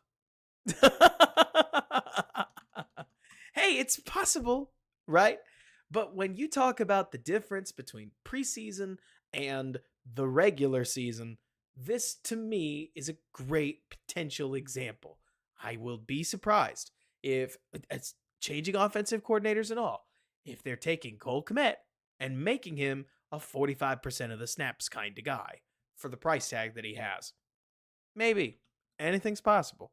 But like Shane's saying, or Case mentions that Gerald has some dirt on Shane. If it was me, I want to know what I can expect from Everett during the season. These are reps where I'm testing Everett and saying, okay, what can you go get for us? Caleb does his part, I think. Everett could do a little more. Bengals defense makes a nice play after confusing the look a little bit. Kudos the offensive line, by the way. We don't need to necessarily talk about it ad nauseum, but I think the offensive line looks stable. Davis is sort of getting beat on this play. Like, Davis gets a hand. Honestly, for as rusty as I would have expected Davis to look, I think it could have looked a lot worse. Braxton is fine. Let's take a look at Wright. This is such a funny rep from Wright. I think I think from a technique perspective, this is not great. Like, look at Darnell Wright. He's wrestling the guy, right? He's just throwing his head and shoulders into him, and then he finishes with just a big, strong arm. Gotcha. But so, anyways, all that to say that I think Everett has to get the first down here. In the NFL and in football, not every play is a question of, is your quarterback going to go get it for me? Okay, so team, we saw a punter take the ball at the 35 and give it to his opponent at the 30, right? Torrey Taylor gets the ball at the 38. Where does he put it? Bang. Bounce at the 17. Roll to the 12. I think that's sweet. Like, this is a beautiful hang time rep if you want to talk about hang time, because the gunner beats the ball to the spot. I don't know why on earth the returner is so deep. I mean, I guess you want to talk about reputation, that he was worried about Torrey just smashing the ball. But high hang time punt, sticks the ball inside the 20. It's not coffin corner, but that is still a field flip. This is a 50-yard net punt. Like, this is really good. You let me know if I'm jovially overrating it, but this is a great punt. Second series in a row, your offense has gone 3 and out. What can you do to help them? You can deliver the ball to your defense with a lot of ground to cover before your offense, like, they got time to settle down. Defense can defend all that grass and get back on the field later. Who's this? Is just like pancakes a guy. It's 90, right? Yeah. 90 just crushes him. Look at this. Inside move. And is that Tom Rob? Bang. The stuff you don't notice till you watch the preseason stuff back.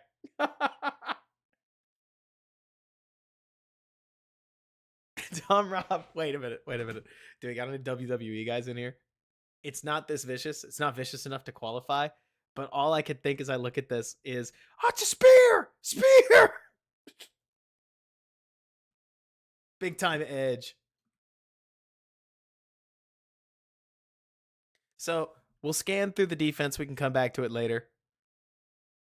But the big one that I wanted Case to see, because it's sweet, is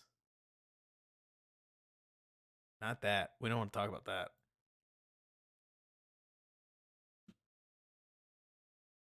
The starter's still in? Yes. Who's that on the wing? That's Edwards? They put Edwards over there? I think it rotated there.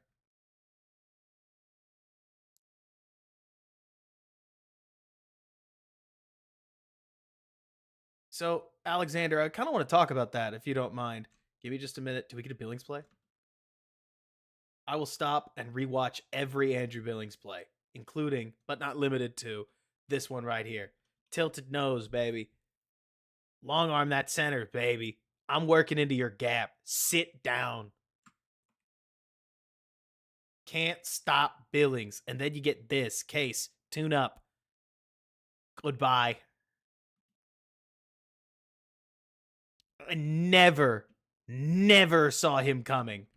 You get a beautiful D-line slant into a nickel blitz, and Kyler Gordon is off. It's not even that great a jump. And yes, he made a joke that everybody told him to go after the ball. But this is the stuff I'm really appreciating about even preseason Eberflus, right? It's 2nd and 10. This is a very normal down to be very conservative. Instead, the Bears go with a nickel blitz that is, at the end of the day, is this like a 3-3? It's like the 3-3 zone. 1, 2, 3, like 3 under, 3 deep. And technically, 83 has some serious space here. But you get even a roll down by, what is that, Hicks? And then honestly, massive kudos here. It's a simple thing, but I think Edmonds does a pretty good job. If you're looking for Edmonds to have a role, this is a great job cutting off what is normally the blitz beating throw. And then Edwards also squares this up pretty well, where there's just nowhere to go with this football. What do we got, Tyreek? What do we got, Tyreek? Good enough. The quarterback died.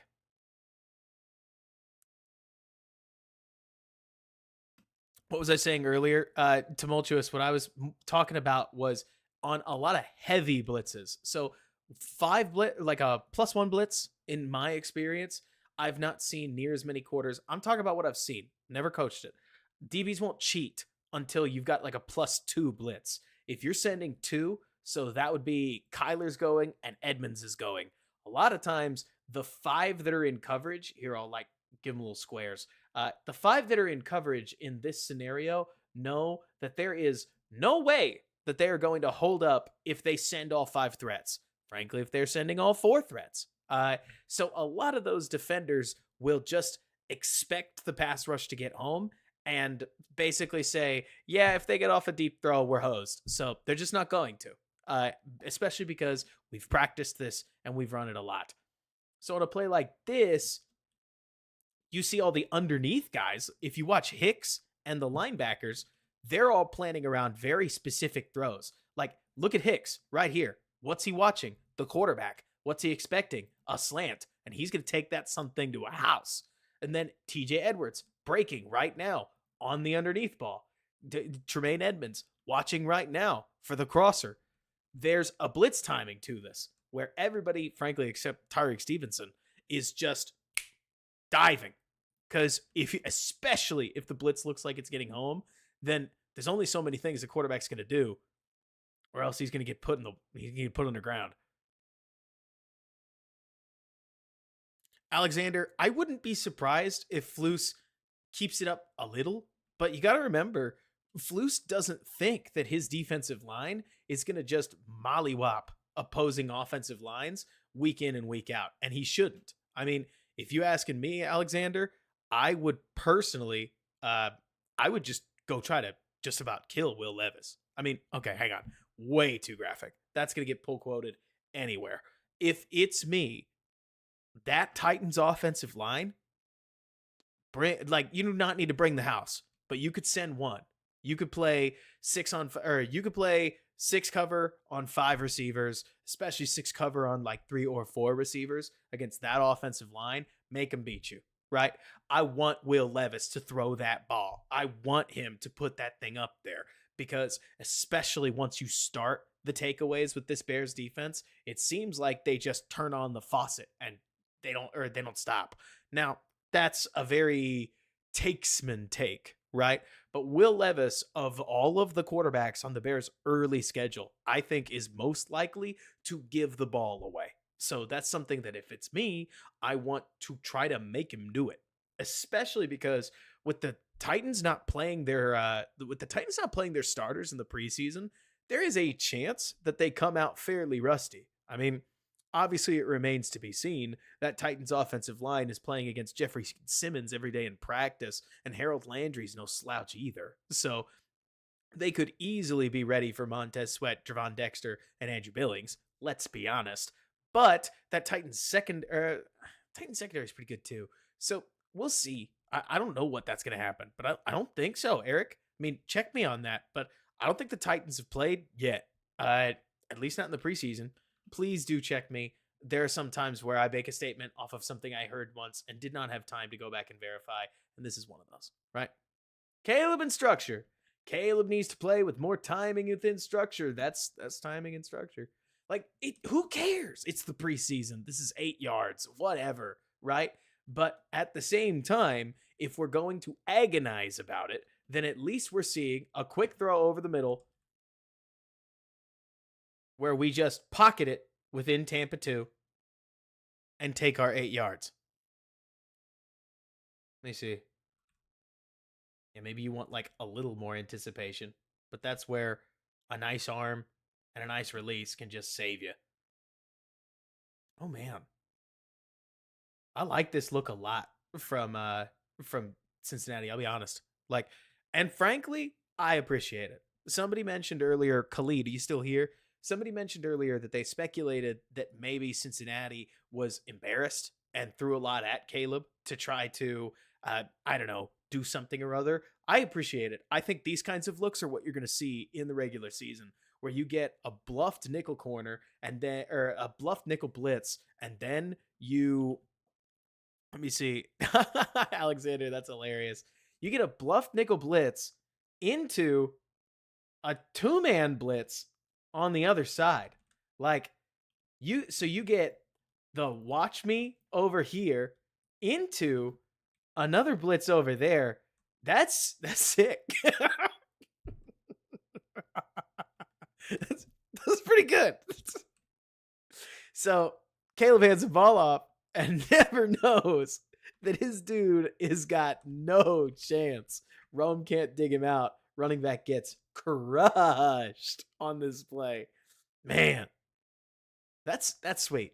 You got to point out a good defense, especially a good defensive play call when you see it. Nate Davis does what he can to clear this guy out of the play. It's still not enough, but the Bengals get two guys through the Bears. I will say that I hope the Bears are basically practicing running I hope they're just working on their short yardage stuff. Can hand up, their short yardage running looks awful right now, especially the starters. Like, the starters in this kind of scenario where you're talking 2 yards to go and you called a run that's intended to just go get the first down. Like, let's go get our first down of the game, or first down of the game.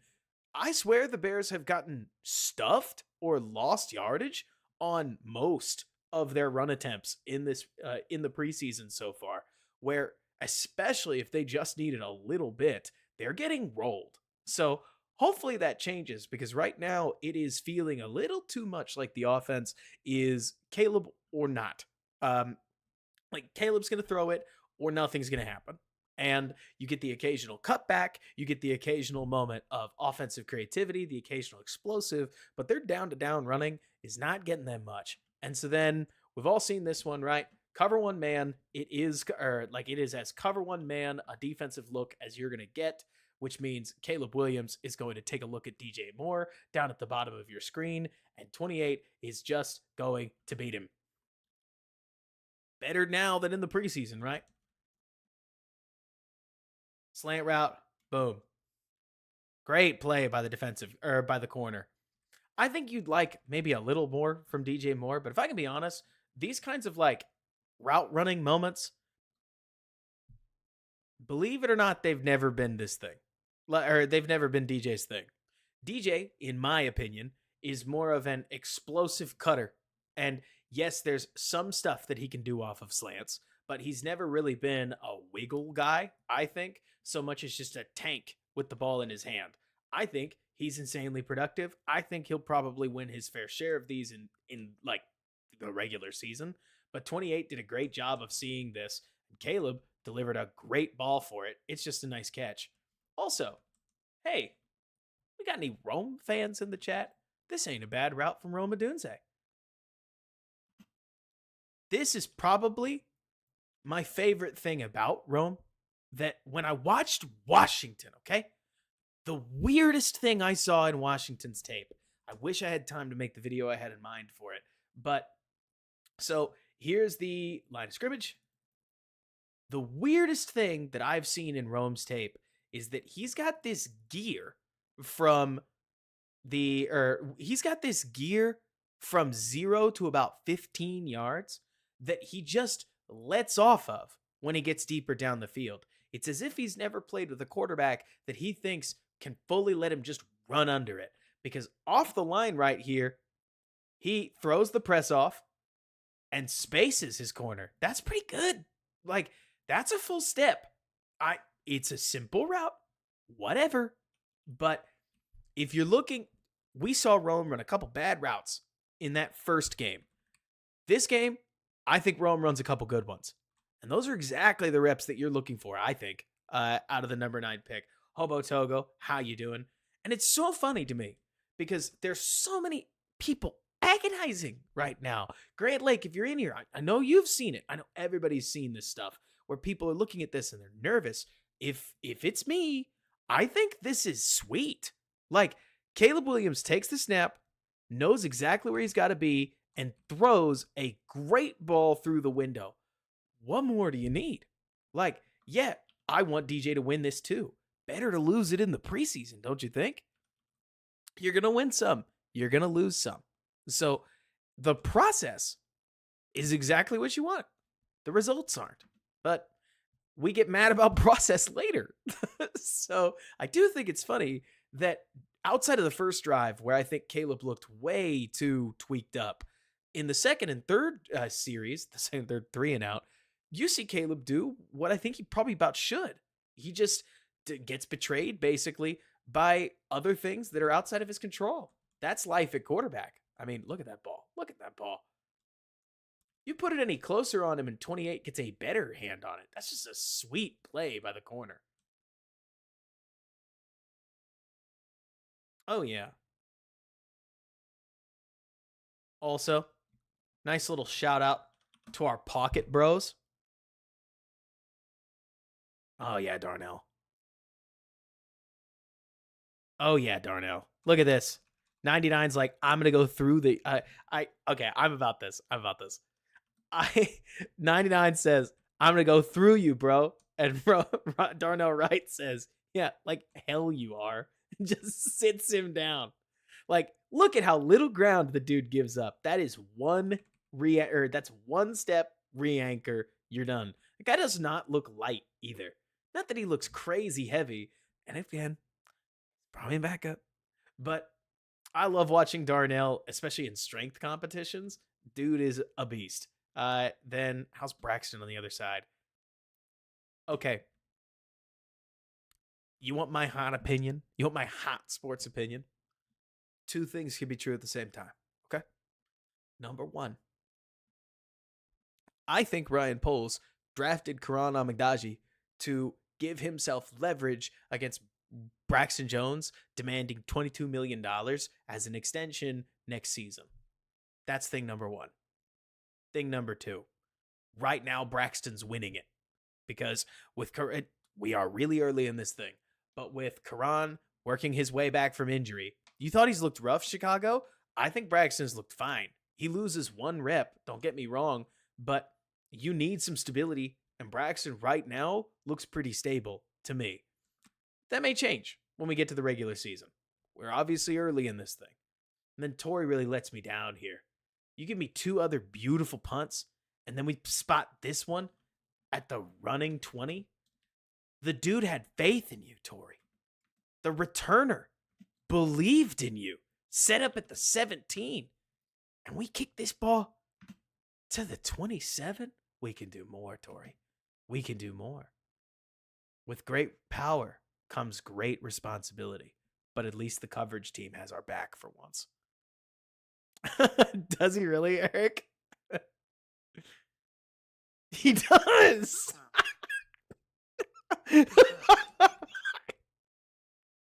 Eric, that's funny. So Eric points out, Torrey Taylor looks a little annoyed with himself. Torrey rips that and he gives you a little, ah! I love the little stuff that you find on tape. Torrey knows he had more. That's funny. That is funny.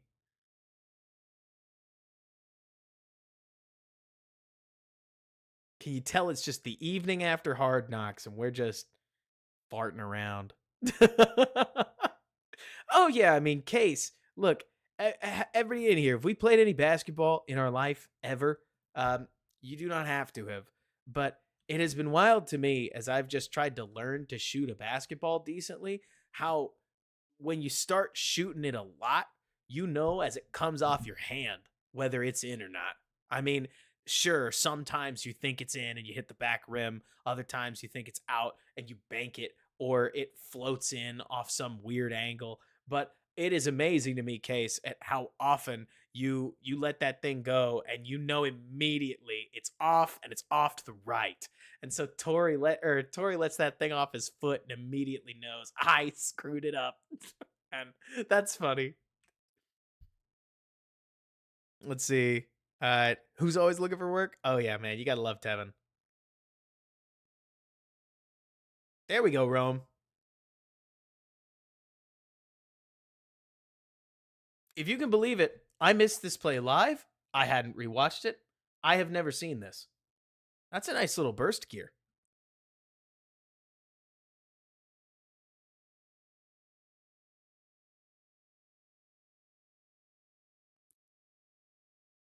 Working our way around. Rome versus 45. Nice job just running away from him. 15 easy yards. I think Rome's faster than some people realize. I mean, like, for instance, Fake Wonder, you mentioned as somebody who was a little lower on Rome than most. Well, first of all, can we be so real, Fake Wonder? A lot of people wanted to put Rome into the Marvin Harrison Jr., Malik Neighbors category. And I do think that's part of the problem, right? Is you have this receiver that is the wide receiver one in multiple drafts. If we go back the last, let's go 7 or 8 drafts, I'd say off the top of my head, I bet Rome is wide receiver one in at least 3 of them. Feel free to test me on that. But you have 2 guys that in the world of tier lists, hey, I hear you, Case, but this is totally just my opinion, I guess. In my opinion, you have 2 guys in Marv and Rome that are both those S tier receivers that you normally only see one of. I mean, you don't really get many Jamar Chases. And I think this draft had 2. And I think Rome looks really good. But another thing that I think has really helped Rome is not only is he a big body guy, he is more athletic than he looks. And he's got I think he's got a better burst gear than people think he does, partially because of the way that Washington ran their offense, especially because the NFL lets you pack people in and run them out like this. And then when you're in tight spaces, Rome can do a lot for you. He's still got to figure out blocking. He's got time, but that's a nice little run. And then Caleb does this, which another funny thing, this throw is good. This throw is not perfect. I salivated over it on Twitter, but every once in a while I have these moments where I tweet something out because I've watched it 2 or 3 times, and then suddenly on the 4th watch through, I finally realize that what I thought was Tyler running this way and then getting hooked is actually Tyler curling up and then getting hooked. But either way, you rip that thing down the field, you force the defender to hook your guy. Good play. Right read. Easy flick for Caleb. This is a part about arm strength that I love, Nick. I am never going to disagree with him openly on the stream, except for basically this moment where Nick Whalen, my co-host on Bear With Us, listen to the podcast if you want a great show, talked about how he didn't think Caleb had a big arm, and Caleb barely he one-steps this. He doesn't crow hop, right? We're talking no crow hop. Flick. He flicks it. He flicks the ball. He flicks the ball. And he jams that thing at the 8. On a line. It's not even a moonshot. Like, we put that thing on about as much of a rope as you're going to get. And it's like, but man, arm strength is whatever. Truly, it's a piece of the puzzle. It does not answer everything, and arm strength isn't always accuracy. But Caleb Williams' ability to just set his base and rip this thing downfield and place it, it's the kind of thing where you go, I know we could put the ball here, and instead we put it over here. But whoa! Like, you left him open a little, and you just flatline this defender to the point where, like, what kind of respect? I don't know how you guys feel. In my opinion, the moment a defender does this to you, right, where he puts the arm on you and he drags you down, I think that's as close as a defender is to telling you, I think you're scoring on me, and I'm not going to let you do that. Because it's accurate, it forces the defender to react. Because the defender reacts, it creates a DPI. Because it creates a DPI, it simulates a 60-yard completion.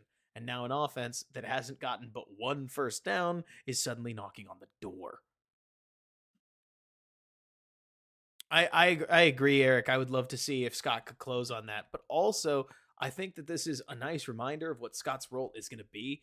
I think Scott can eat on these underneath throws too, yak stuff, where he shows that he's a former running back, but also in scenarios where you line up in a blatant run formation like this, Rome and Scott are exactly the kinds of guys that you think can take the top off the defense while still giving DJ Moore a break, and they do. It's a nice reminder. And it's funny too, because Caleb doesn't just make the right read because it's the post against cover 4, but this guy does a good job. It's this one. Does a good job of jumping Rome. You can't throw to Rome here. Like, that's not open. So you flick it downfield. Tyler's got to slow up a little. Penalty's better than the touchdown exactly. Let's see. And that's the other thing, Vincent. We're talking... Okay, Vincent Fuller says something that I think is really important. You're not going to hear this in a lot of videos, I don't think, because everybody wants to obsess over the quarterback, okay? We all ready for this? I believe, personally, that... Okay, I'm going to draw you a couple different boxes, right? Let's go... So the line of scrimmage is here, right? And the first box is going to be 0 to 10. The next box is going to be 10 to about 25. The next box after that is going to be, let's go like everything else. I am a believer that the QB is totally responsible for ball placement within these zones. I think the next one is a negotiation between the QB and a little bit of the wide receiver. But deeper, I actually think it's mostly the receiver with a little bit of the quarterback. Yes, you need to place the ball downfield. How you doing, Alex? Yes, you need to make sure it's catchable. But have you ever noticed that there's no such thing as a badly thrown deep ball to Tyreek Hill? When the receiver sets a DB up and is able to break towards where the ball is, especially you've seen some of these receivers on Caleb's college tape that just fouled up the read on where Caleb put the ball. You need to see, in my opinion, a receiver make a play on balls like this, which I don't personally care. What I'm more trying to point out is like, yeah, exactly, tumultuous, where you stop and wait for it. The main reason I'm saying all this is not to like highlight one thing or another. It's that Vincent Fuller says if you throw too close to the center, this safety makes a play on this. If you throw too far over and Tyler doesn't get to it, it's a bad ball. So you give him something that is playable, let's say, right here, even if maybe this would have been more perfect, and you end up drawing a penalty in part because you let the boys settle it downfield, which I have seen way too many Mitch Trubisky, like balls to Taylor Gabriel that just screeched over their heads and they weren't anywhere close. So maybe it's me, but the fact that you got one shot deep downfield, you basically haven't hit anything all game long, and you're able to put it in a playable spot that creates a positive result. Why am I going to get pissy about this? I feel like sometimes we're squeezing this thing too tight. And Jordan, I agree with you. I mean, like, Caleb's resilience it's almost comical, right? It is exactly what you want to see. I think that there's let's see, and his perfect throw was dropped. You telling me, Ultimate. I mean, I think it's funny, right? You mentioned the perfect throw. If we're talking about the Rome Odunze one, the one in the backfield anyways. Okay, so this this play has gotten a lot of play. Not this one, sorry. I got the wrong one because Homer gets owned after a false start. What false starts? Is it tough?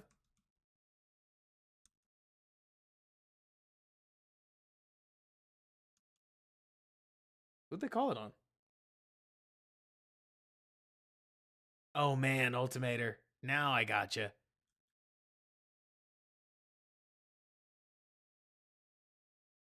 Man, Sir Lord, I can't speak to anybody else. I'll always feel so funny watching NFL wide receivers just because. Oh, no, Sir Lord. It's funny you mentioned this. Okay, so Sir Lord points out the end zone angle shows how bad Scott's ball tracking is. And I don't want to immediately pat myself on the back. I don't want to break my arm doing that, right? But it's funny because I bet you, yeah, seriously, Alex, right? Not only because of week one, you get to see more Bears, but also because week one, you finally get to stop talking about like preseason. Dude, Sir Lord, here's something funny.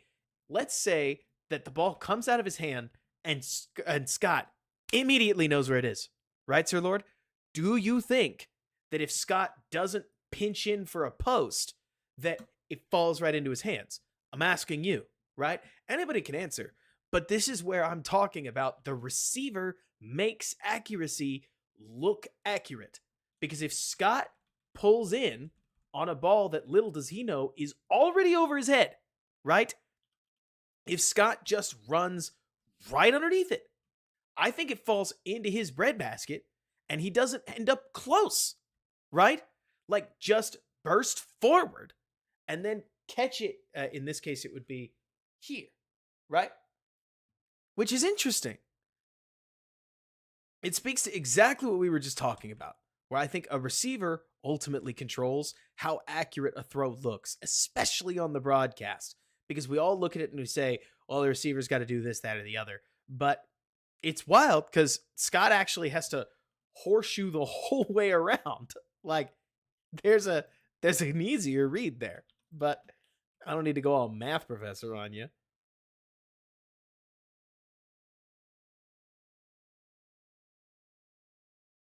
Let me see. False start. So this play has gotten all kinds of play. And I thought Steven Ruiz made a point that was so interesting, I have to share it. Okay, so for those who haven't seen it before, Caleb misses a touchdown, right? But so they're running a fake screen. They're going to get Rome on the smoke route. They've got Tyler Scott going up the sideline. They've got Pettis going up the seam against what ends up being pretty much a country cover 3 look. So that seam is screeching open, right? And a lot of people have hated on Nate Davis, and I actually have to get Nate's back for this. Sorry everybody, but so Nate Davis is quick setting because it's a screen. How do you sell the screen? You quick set. If he's part of the acting, I mean, granted, I guess I don't know, right? The rest of the offensive line is blocking like it's pretty much Tevin's kind of doing it. Like the whole offensive line generally is still blocking like it's a screen, or at least more like it. So you got to get the ball out now. But I think Caleb steps so close, like that hard hit at the back of his pocket. He steps up so close that I don't actually know if Caleb can see around this guy. I'm not even trying to be too weird about it, right? This is a window that the All-22 vision looks really easy, right? But I think when you look from the All-22 angle, or not the All-22, the end zone angle, Caleb so I guess Caleb's looking at what? He's kind of looking at Scott. But if he looks inside, yeah, I don't know. Starting to wonder if I'm a conspiracy theorist on this. Because it's just a bad play. It's not good. But also, it's a preseason. He took the blame for it. Is what it is. It's a great reminder that, in my opinion anyways, sacks are largely a quarterback stat because you got to get the ball moved. I definitely don't think he saw it. I mean, if we're watching his eyes, Alex, I would expect him to be looking closer to this direction at this point, and it looks like he's looking for Tyler Scott, which I could pull you a USC play right now where he's looking at oh, that's what he's looking at. He's looking at the corner. So he's watching 42 right here, I would imagine. And I think by the time he sees Pettis, which would be right about now, right? He's under pressure. but he could throw it with anticipation. He didn't. And I'm frankly with Caleb on this, where it's like an opportunity like this in the NFL, if he's got a little more pocket depth and hasn't stride up in the pocket like he had, he's probably able to flick this over the top. Whatever. It's the preseason. I'm not that torn up about it. Sometimes you got to get the ball out. Next play after that, Bears go screen. We've talked about before about how important it is to sell the screen. Oh, Coleman. It's actually a fine screen. We just lose our 1-on-1. You could say we lose a 2-on-1. When the main guy punches through and makes the play, sadness, right? And it's so funny, Alex, because I've seen all kinds of, I was in an argument with somebody about whether or not this was a bad play call. I think calling a fullback screen isn't implicitly bad, but when your guys blow the block, yeah, anything's going to look awful. And had they hit that, maybe. If you get him out, now you get Tevin, and then it might become a matter of this guy beating Rome, him beating Tevin, or him making the play altogether. That doesn't necessarily mean that any of that works, right? But we just hit one of our blocks. And it definitely gets a lot better than that. It doesn't. The screen looks like garbage.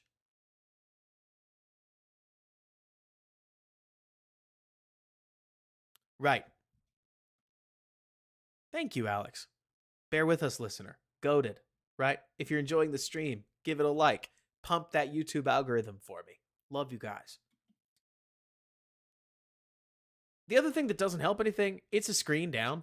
Like, 2nd and 21 is a total screen down, especially especially high red zone area with goal to go, I think. Like, this, everybody's thinking screen. Everybody's thinking screen. So it doesn't help anything that you're trying to work him out of the screen. And I wish Coleman got his head around a little better. But hey, that's play calling. Sometimes a defender makes a play on you. I mean, I would argue that the Bears' look is pretty much exactly what they want. We just miss a block. But that's life in football. Sometimes you call the wrong play and your guy runs a nasty route. Sometimes you call the right play and your guy blows a block downfield. Especially linemen. They do not seem like they're very good at screen blocking. That stuff looks hard. So then Caleb drops back, steps up, hits Everett. Nothing.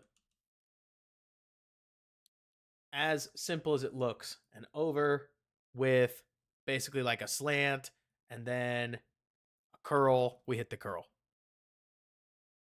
Oh yeah, Alex. 5 a.m. Every upload. 5 in the morning. For 2 hours usually. Goodness.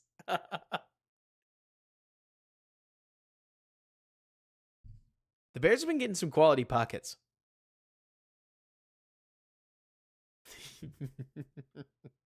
Okay.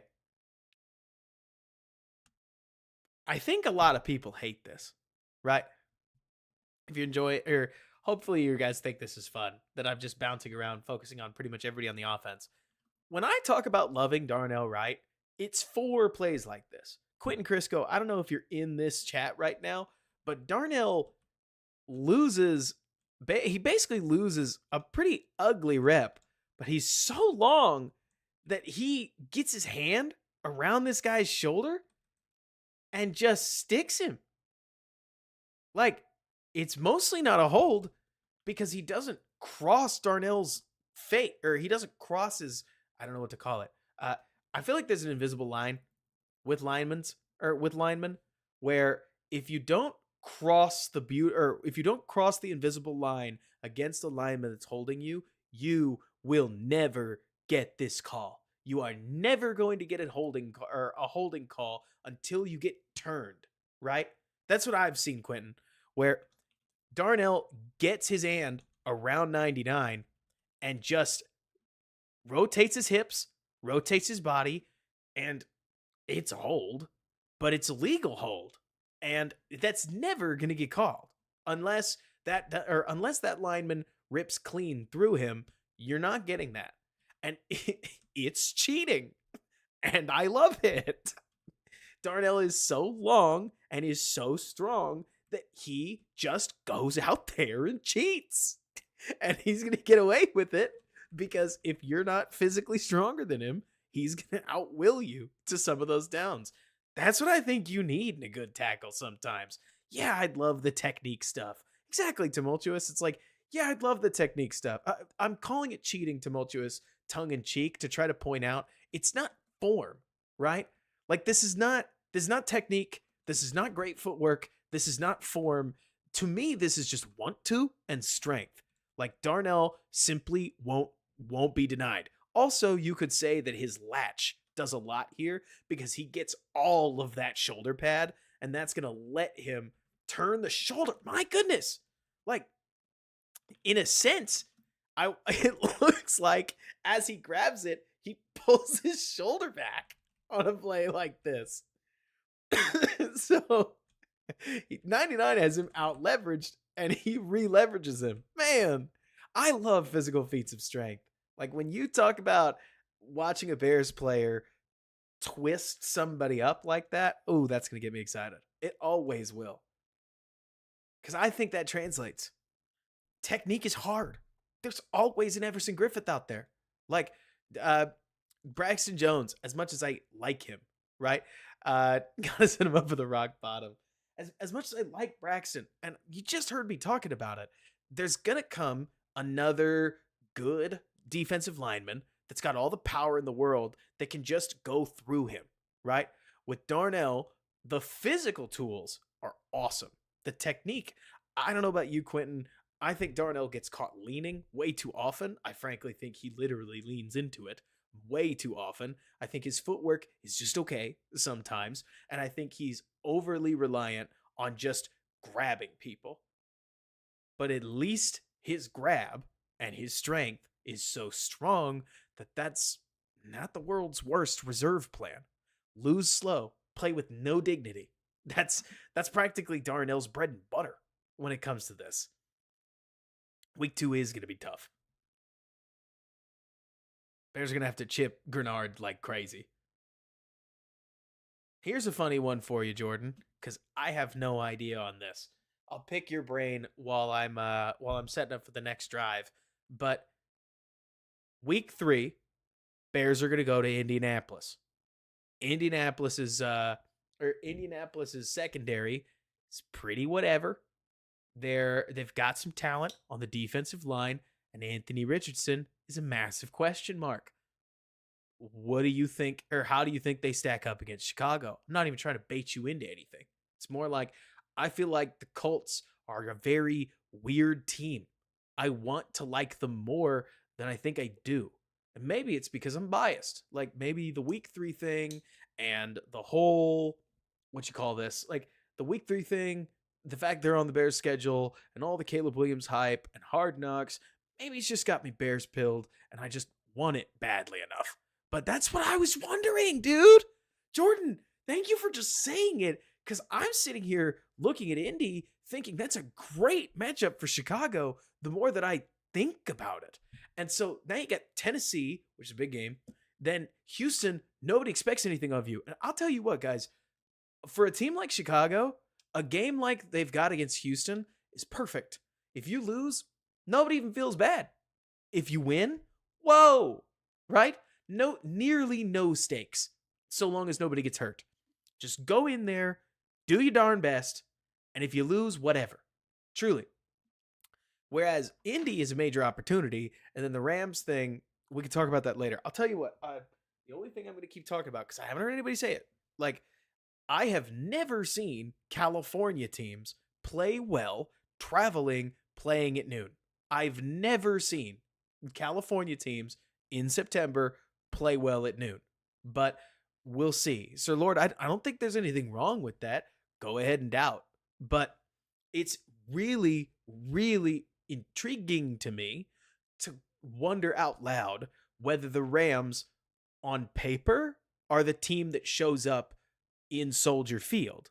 Because if they're playing in Los Angeles, I think it's a completely different game. But they aren't. The Rams have to travel. They've got to come. They got to wake up early. So we'll see. Adrian, So let's see. You mentioned the Hard Knocks thing that I haven't watched yet.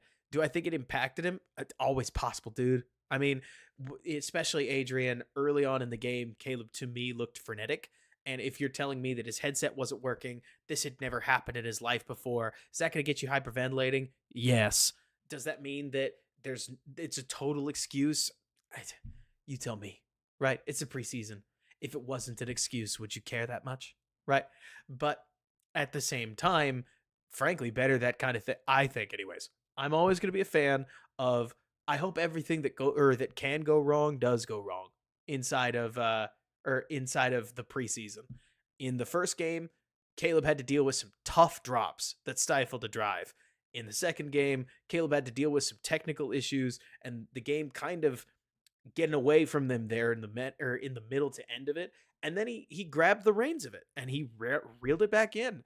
I do think it's funny because as Caleb's game is going on, I think especially in that last drive, he plays almost entirely out of structure to the point where he almost just he calls it baller mode. It almost looks to me like he starts every play in baller mode here by the end, which that's a very for better and for worse thing. Sometimes that's cool. Sometimes that's not. It's just a matter of whether you get the ball or whether you get the ball in the end zone. And they do. First play, run play. Second play. This is so easy. This is great. Truly. Like pop, fire. It's not hard. They ran this all the time. Like curl flat, easy read, air raid stuff. What is it? Spacing? JT's going to hate it. JT hates spacing, but I think it's fine. Especially if your quarterback's quick release and just going to pop it back out. No, I got you. I got you, Blue.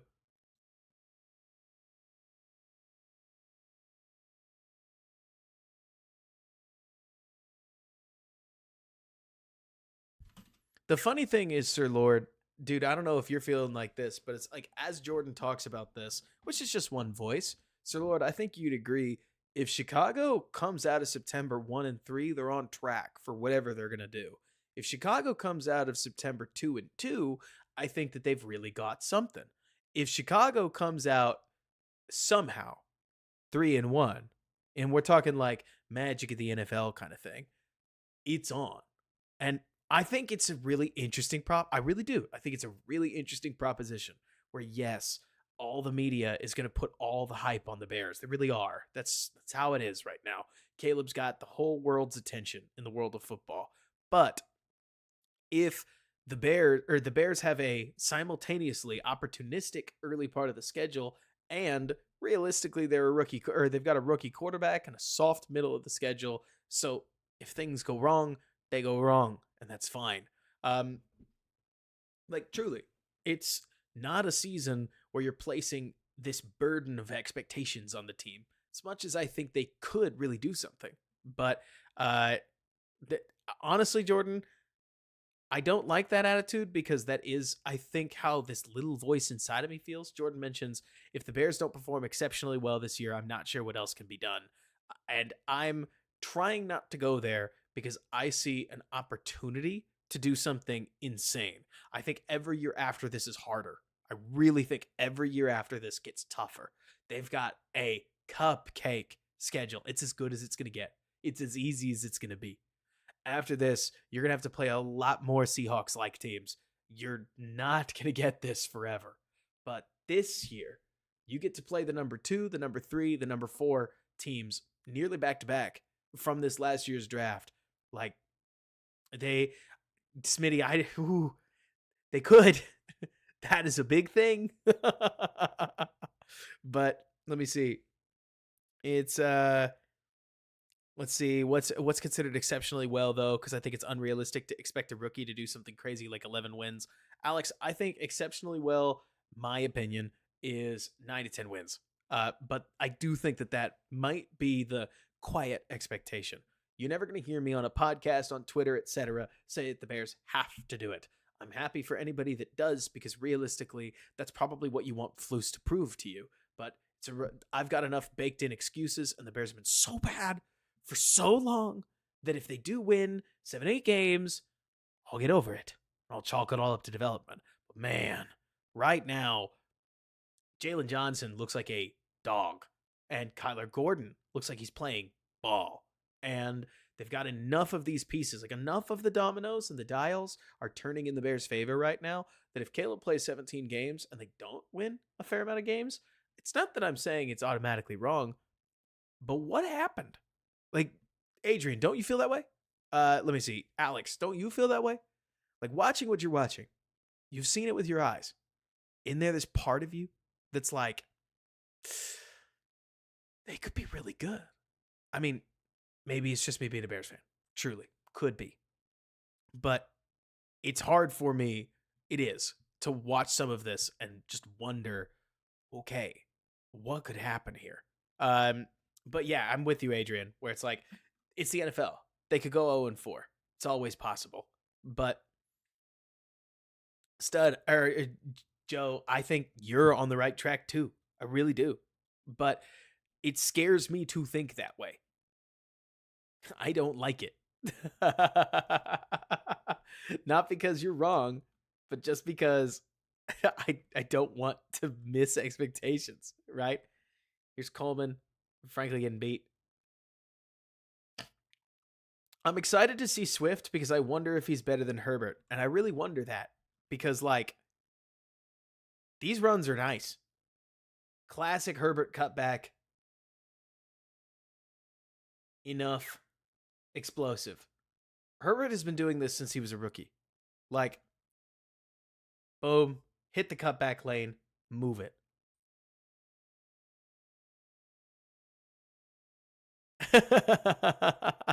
What did I say, Adrian? Oh, wait, do you mean the one from the Senior Bowl? Like, I remember this. Dude, Adrian, hey, there's not that many things. I'm really trying to cut down on my pretend victory laps, but I was talking about Torrey Taylor and the Bears potentially drafting him immediately. Like, the moment that Quentin and I saw him at the Senior Bowl, I was like, the Bears should draft this kid. Like, it was funny just looking back where it was like, the Bears need a punter really badly. This kid's going to be good at it. Why not? And it worked out. Jordan, here's my question to you. So for those who don't know, Jordan has left us Bears fans. He's still with us maybe in a little part of his heart, but he's in Minnesota with JJ McCarthy now. Jordan, here's my honest question.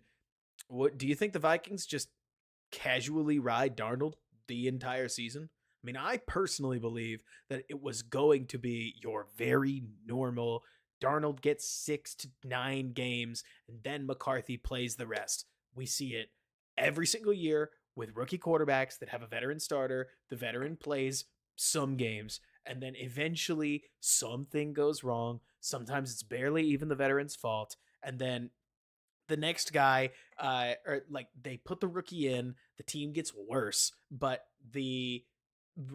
from there, the rookie gains key developmental snaps to where they can come in their second year and fully take the reins. JJ is out for the season.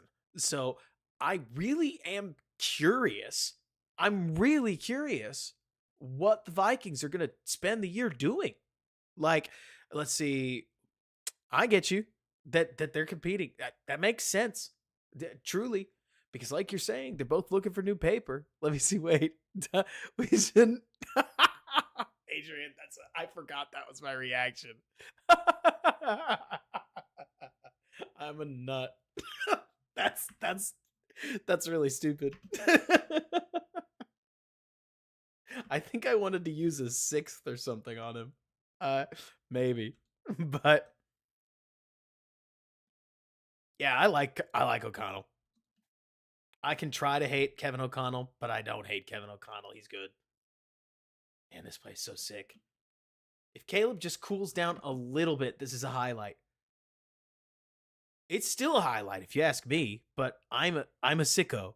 Like, this move in the pocket is dirt.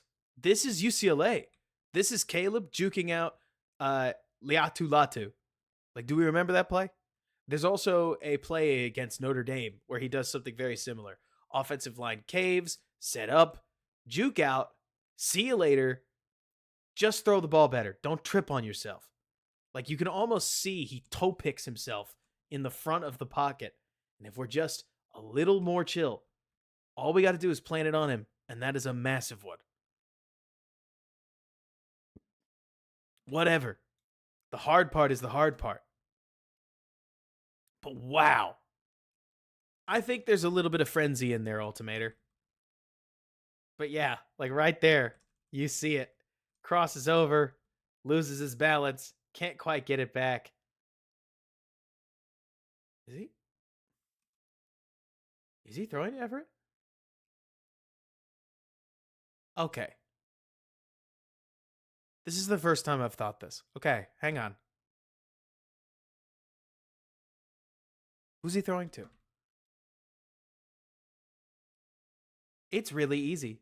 Really easy to say, well, duh, he's throwing to Everett. Everett's wide open. But he's throwing as Rome is coming back. And that throw lands short of a Dunze. Because if you're about to tell me he gets turf monstered, and all it does is it shortens the ball by like 5 yards, that's pretty ridiculous, if you ask me. We'll never know. I'm going to assume he was throwing to Everett because, I mean, dude's right there, wide open. But if Ultimator's right and he's throwing to Rome, like, that's crazy. That's ridiculous. Because he's completely off balance. He looks like he's forcing it. And I can't believe he nearly got it there. Great rep, in my opinion, to sit in the film room on. I can't help but look at this and let me see, hang on.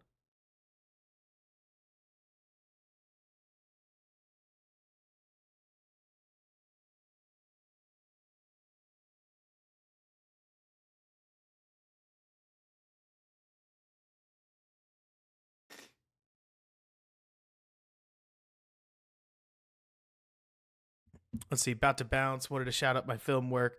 Don't get to see your streams live often. Hey, I love it. Yeah, ask a question. Go for it, Adrian. We'll probably close up at least somewhat early. Just because it's the preseason. We're going to cover Caleb stuff. We already covered the majority of the defense stuff. We could look through for some Austin Booker. You guys can have an open Q&A session. But like, we all got work tomorrow. Or we all got work. Yeah, we all got work in the morning. We've got a game coming up on Thursday. There's going to be Bears on Bears on Bears on Bears on Bears on Bears on Bears. You get the sicko Rome throw. Do I think that Caleb needs to hit the Romo spin in this kind of case? Hey, Derek, we already did the Bagent breakdown. Do I think that this is like not open or this is not open? Yo, I don't know. This almost looks to me like Caleb said, I want Rome to go get his. Because he just focuses on Rome the entire way. Like, man, Jordan, I believe it. Like, I really do. Because Caleb is never taking his eyes off of Dunze. He's like, I want you to beat him. Gives it one look on the backside. It must be he sees this. And then flips around. Like, it must be that he looks, he sees that right there. And as he's setting his base, he says, why would I sit here? And then, like, just spins out. Rome's winning. Flick. That has to be what's going through his mind. Has to be. All right, so Adrian asks, I heard from a lot of personnel people about Austin Booker a lot. Somebody even compared him to Crosby and said if he stayed a year in college, he'd be a fringe first-round pick. If Book has a Mark Anderson season, where does this defense rank? Okay, so Adrian, one thing that I will warn you of is that the preseason is a liar sometimes. There's your It's Always Sunny reference for this episode. But so I only say that because I've spent years watching Travis Gibson click out like 90 PFF grade seasons in the preseason, and then the regular season happens, and Gibson is feisty, but it's just not what it was. Maybe that happens with Booker. I am waiting and seeing. Not because I don't like what I see. I talk about Booker every chance I can, but I think it is, maybe it's just me, okay, Adrian, but I feel like there's a lot of people out there that are paid six figures, some are only five figures, to throw out some of the wildest, zaniest takes you've just about ever heard. Do y'all hear what they're out here saying about Bo Nix?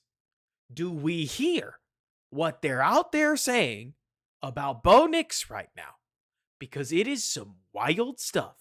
It is, I think, some truly unhinged material.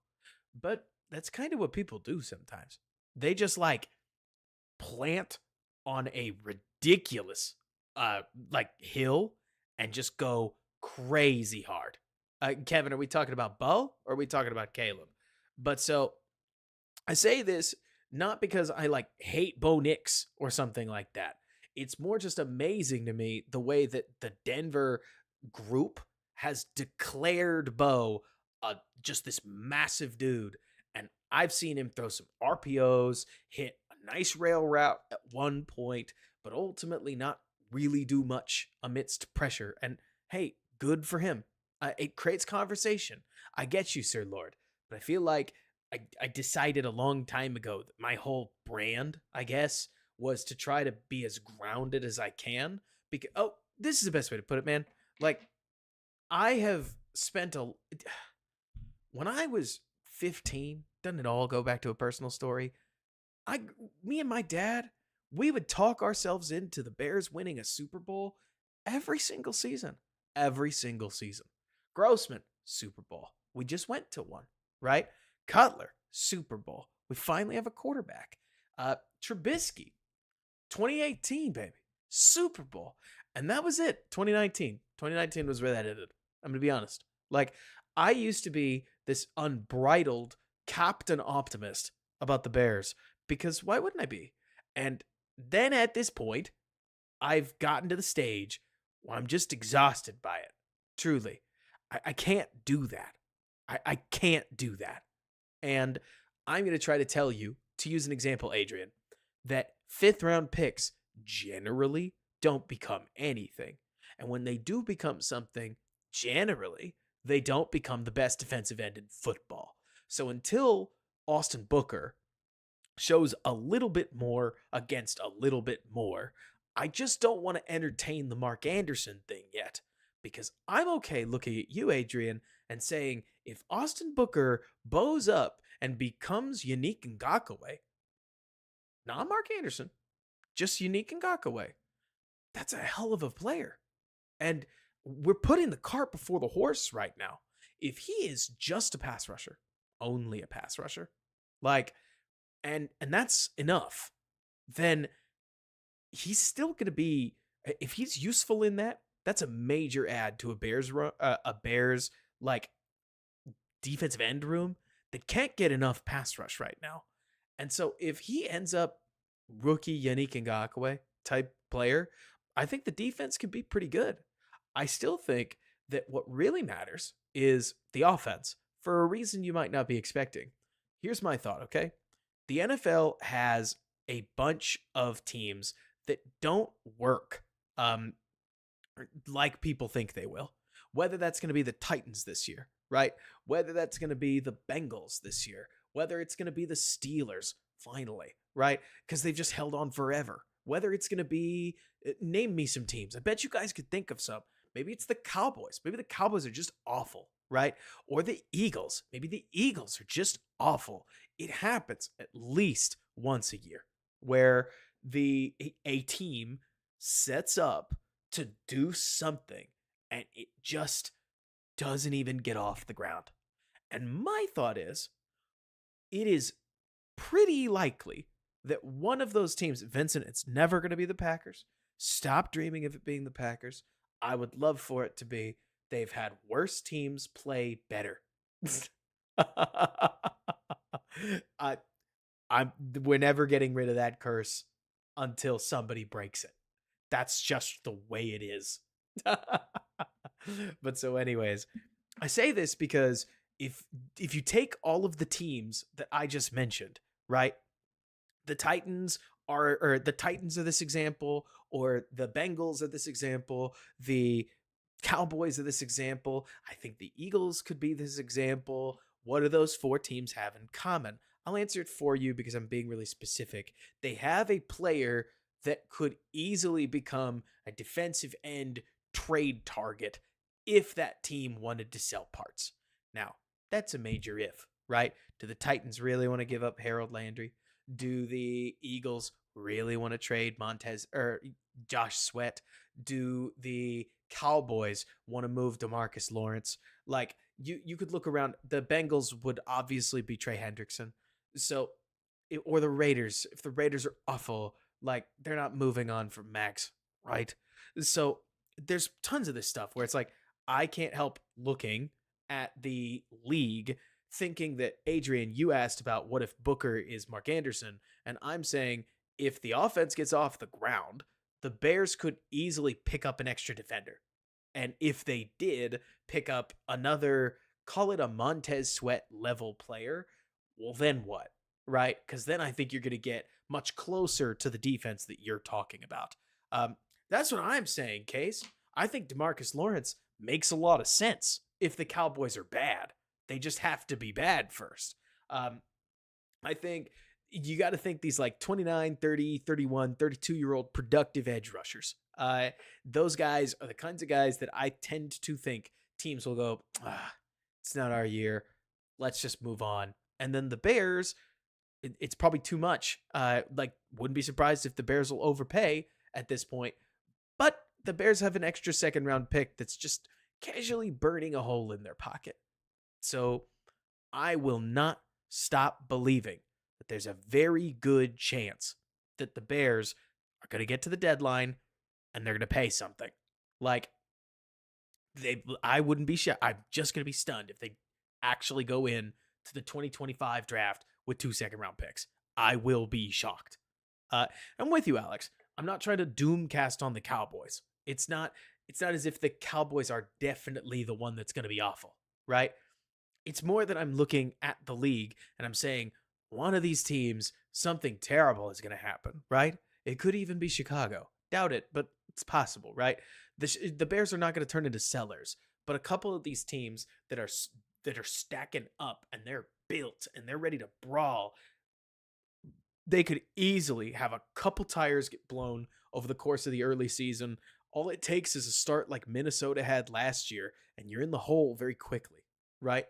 But that's just me talking. I mean, obviously, when it comes to what we're saying about the Bears, a lot of it keys off stuff like this, right? Step up, spin around, make it work. The options are insane. Like, again, looking at this, here's a quarterback that hits the back of his drop. You've got an edge rusher coming around the end, and that just doesn't matter. Yes, Braxton pancakes him, right? Technically. But it looks especially clean because Caleb is completely out of the danger zone. I don't want to bring this up more than once, okay? People would call this a pressure if Justin did what Justin used to do. Like if Justin got to the top of his drop after a play like this and just stood there, and then this guy got dumped on the ground and crawled to Justin's feet for any reason, people would call it a pressure. Instead, it's a pocket because Caleb takes that standard step up and then he thinks that he could trust his guy. It doesn't work. He reads some pressure. He probably gets a little happy with it, and that's fine. I'm happy you're here too, Robert. And just casually flicks it downfield and casually puts it in Rome's breadbasket. And now the ball's casually at the 8-yard line.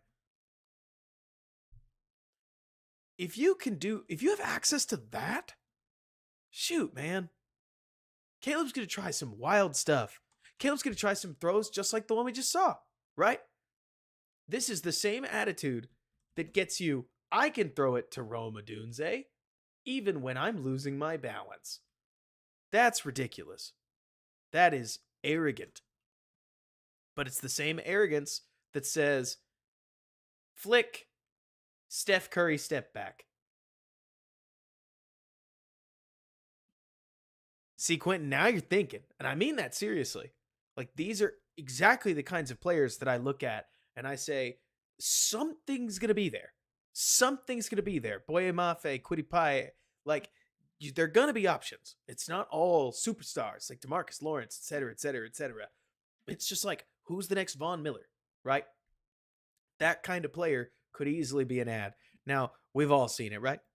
Everybody is racing to post Bears All-22 these days. We've all seen it, haven't we? But gosh, when I watch this live, here's the funny part, okay? Did you see Caleb? Was it Caleb you felt like you were watching? Like, I think Caleb on most of these plays, including this last one. Here, I'll show the last one more time. When I watch this play, everybody's seen the Twitter matchup, and if you haven't, this looks like Aaron Rodgers. This goes back to what I spent the entire offseason saying. I see Rodgers, left, right, and center. I see Rodgers in nearly everything, and I love it. I think Rodgers is my favorite quarterback I've ever watched. Like, I don't love that because he's a Packer, but Rodgers is the quarterback that I was basically raised on, and I think he's about as close to perfect as anybody could be at the position. What we're seeing in New York, it's not Green Bay Rodgers. We all remember it. Rodgers is a wizard. He is a magician. Stuff falls apart in the playoffs. I don't know if it's his fault, but like, man, watching Rodgers is unbelievable. Aaron can't do this. This is Pat. We agree with this, right? Pat's thrown this touchdown so many times. Like, it is crazy, in my opinion, watching a play like this, because that's athleticism. That's the stuff that we see Mahomes do, left, right, and center. And that's stupid. The other thing I think is wild, personally, is I've seen so many Bears quarterbacks. Jordan, gosh, any Bears fan, but I'm picking on Jordan because Jordan, you saw it with Mitch, and unfortunately, we saw it with Fields. I've seen so many Bears quarterbacks throw so many picks on these balls rolling to their right, and then you just miss a bunch of defenders. Like, this happens, I swear, all the time. And so I love that Caleb gets all the way to the sideline. This is, I think, an underrated part of this, where I think when Caleb gets all the way to the sideline, it makes it to where the defenders just aren't playing the angle. Like, no defender is sitting there thinking that a throw that basically sits on the absolute edges of the sideline is something that they have to defend. And so when he whips this and it scorches past everybody, to me, that's a sicko understanding of space that also looks like a guy that knows that you cannot just casually throw this thing back into this area of the end zone. Like, you can't do that.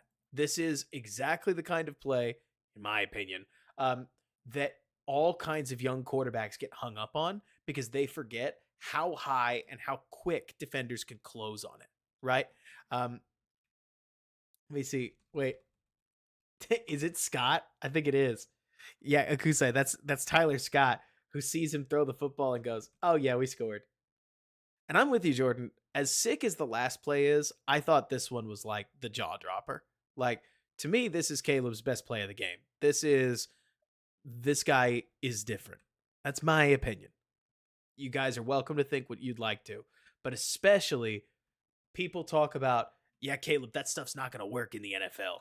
It's this ability to stop and start that I think is so different from a lot of guys like Caleb, where I like Drake May a lot. Drake can't do this. Caleb can command space because he fully breaks down and then just resets and beats the guy around the edge anyways. Dadgummit, Rome. Now, can I just complain for a hot minute? Parks Department. Oh, what just happened? Let's see.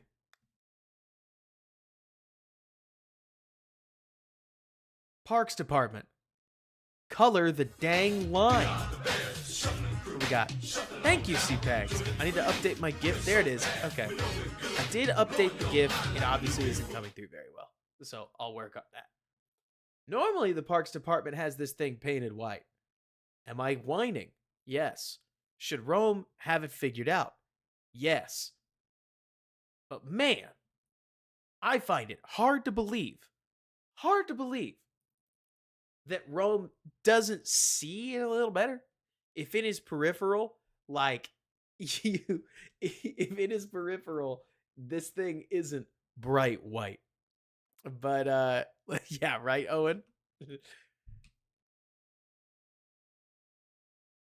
The play football line is nice, I guess, but man, what a sick play.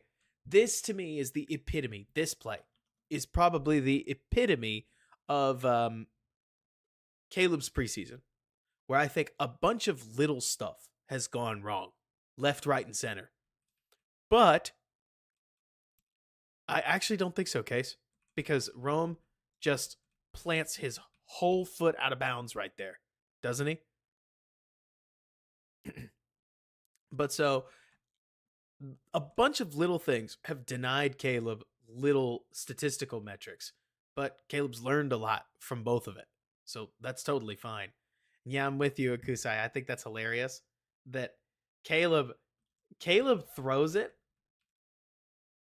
Dude, that's insane.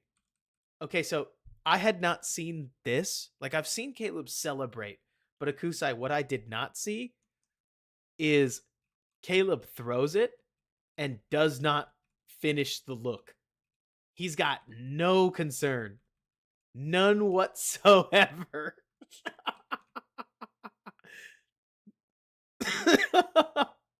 Okay. You want to talk about the attitude thing? I'll say it so Jordan doesn't have to. Caleb, I think there is part of this whole thing that being great compared to being good is just being so talented and having such a mastery over what you're doing that you can do stuff like that. Steph Curry is obnoxious. Everybody knows it. I love Steph, though, because they're in the Olympics, in the middle of the Olympics, in the gold medal game. Steph puts up a shot, and the ball's not even halfway through his arc before he turns around and starts messing with his bench until the shot goes in. Like, that's just who Steph is. Like, this kind of play really reminds me of that kind of attitude where Caleb has no concerns. He's like, yeah, I did that. Yeah, whatever. Sicko, we're in the end zone. And then gets told, no, we're not. But, man, that ability to command space is ridiculous.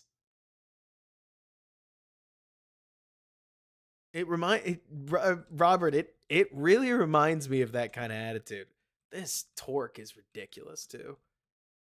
I mean, you could do like a whole biomechanical thing on it. Then on this next play, look, would we love for him to just like stuff the ball to Everett? Sure. But Caleb's in such a he's just made 3 plays, one where you run out here, flick, another where you run all the way to the sidelines. I'm not surprised that Caleb's feeling a little sped up in this moment. Is that an excuse? Yes. Does that mean that it's something that he won't want to have fixed? He probably will want to have that fixed. But really hard after you just jumped out of the sidelines celebrating a touchdown, I think, to switch back off of a Tyler Scott fade. Really? Look at this. We are running Tyler Scott fade to the end zone, baby. That's the play call. Yeah. Preseason.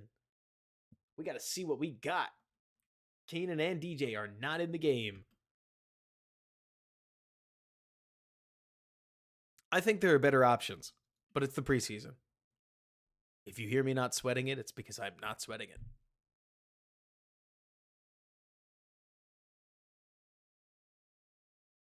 And then this one. Oh yeah, Vincent mentioned it. Rome wins. For those let's see, what does Juice do? Oh yeah. Juice is going to take on the linebacker. There we go, Herbert. Robert, I haven't watched Hard Knocks yet, but I think that it's part of the equation. It's also the preseason. He's a rookie. Part of me looks at it, Robert, and says, The headset could have been working just fine, and I'm still not going to freak out about it. It's too early in Caleb's career. He showed us a little too much, in my opinion. But then I hear about that, and I go, wow, that's even more reason to not worry about this, which is great. But yeah, for those who didn't see it, Rome gets the same assignment that Tyler Scott did. What is the difference between the 4th and number 9?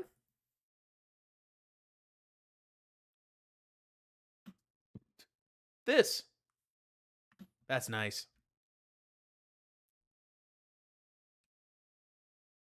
Pop. I love the inside head too. Snap that head inside to sell the slant and say goodbye. See you later. So, Spectre, that's the thing. Is it's like they still got the play calls in, et cetera, et cetera. But the other thing that I think about Spectre personally is that I think that people don't understand how much information these quarterbacks get fed to them. As much as we would think that it's just a play call, I would be shocked if most offensive coordinators aren't helping their guy a little as they go. Play call, play call, play call, play call, play call, play call, play call, play call, play call. Okay, looks like they're in this look. You're probably going to want to potentially audible to this. Consider killing. Headset cuts off, kind of thing. Not full Goff, like tumultuous. I'd be shocked if it's full Goff McVay, but they're our best example of use the whole headset, and especially in the preseason tumultuous, or who's it? Spectre. I would be surprised if rookie Caleb is just out there by himself. That's just my 2 cents. Right, Sir Lord? I mean, you're not taught to watch the head, but it works. I personally think it's because you see the head, the shoulders always follow the head a little bit. So you see that upper body, and it's hard to not just sit in, right? But so, Spectre, you're saying, and he still gets the plays called. I gotcha. I'm more talking about discomfort. But yeah, Scott's movements. I always think that the part about really talented receivers, my opinion, is that really talented receivers can overemphasize their routes in a way that guys that aren't as talented seem to struggle to.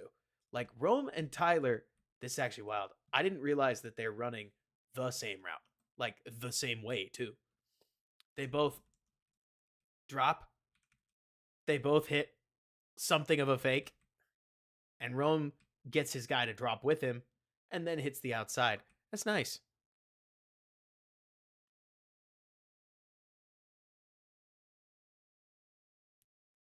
I'll tell you what, Alex. Okay.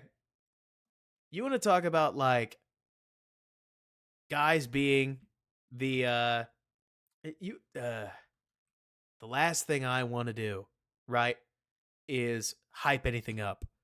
But if you wanted to talk about a player that okay, spit it out, Robert. Fine. Twist my arm. If a quarterback is really good, generally, you get a couple Byron Pringles, if you know what I'm saying. You get a couple Scotty Millers, if you catch my drift. Scotty Miller caught 500 yards with Tom Brady. Since then, he's caught a total of 500 yards, give or take, over the next 3 years of his career. Randall Cobb has not been Randall Cobb outside of Aaron Rodgers, right? Byron Pringle caught 500 yards from Patrick Mahomes. The Bears got him. I do not know if he caught 100 yards. Granted, he got hurt. I understand. But it is crazy what happens when a quarterback's really good. And maybe I'm over my skis. If Caleb Williams has it eventually. Donald, how you doing? The guy like Dante Pettis could be the kind of guy that ends up having a bunch of yards because he can get open and he's got a quarterback that can just feed him the ball if for some reason he has to play a bigger role. I mean, I understand that he looked really easy, right?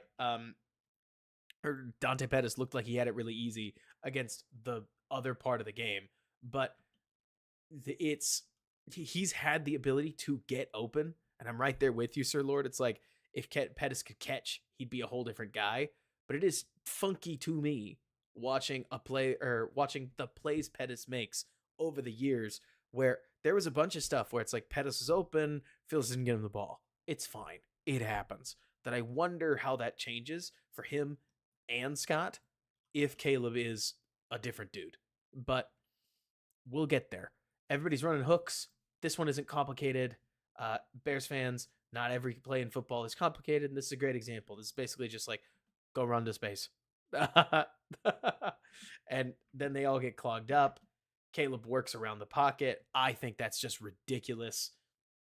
Caleb is still looking, and both guys, Scott, kudos to him, smells the end zone, right?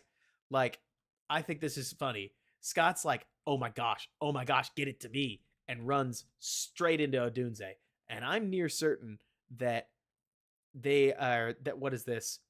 Caleb wants Rome to roll back to the back pylon to create space for Tyler Scott because he doesn't want his guy making a play on it. And then I think he just shouts at Tevin and runs in. But I don't know, right? Which one did we see, Blue? Yeah, Geronimo Allison, exactly. Seriously. The part I love about this, my favorite part, okay? A couple weeks ago, I think it was Kyle Long talked about how the linemen have to learn who they're playing with, right? And I don't think there's a better example than watch Braxton Jones, right? Braxton Jones clearly understands that the rep is not over. Like, this is one of my favorite plays on the day. Truly, one of my favorite plays on the day. Braxton disengages, and for most quarterbacks, this rep is over.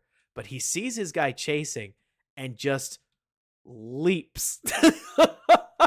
Just sends it to keep him off Caleb if he can.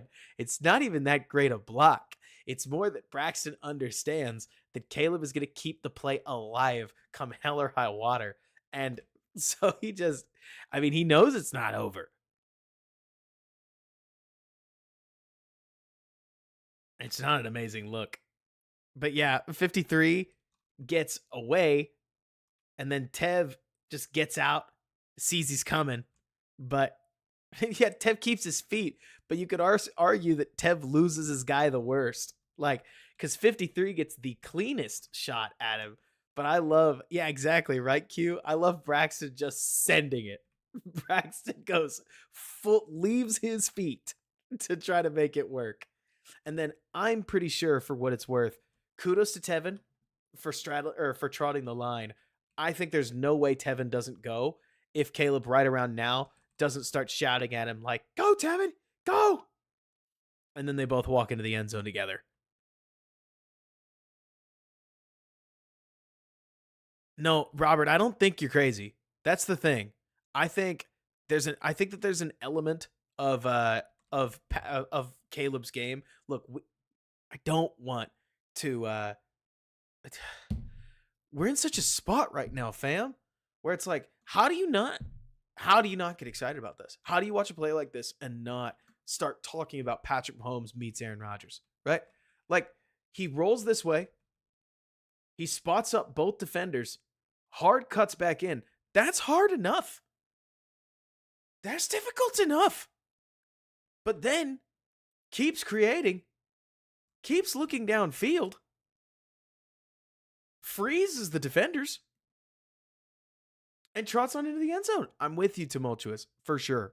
That there's, seriously, Tumultuous, where you said, I'm excited, or it's exciting, but let's wait for regular season games.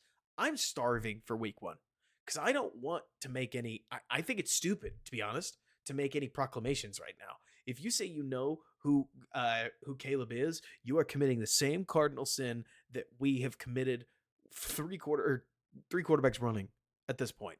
Like, we have to wait. We have to. And even then, we can't just start making proclamations at week 1. We got to wait until at minimum, week 9, right? That's what I'm saying, Case. Exactly. We watched Justin do a lot of this. A lot of this.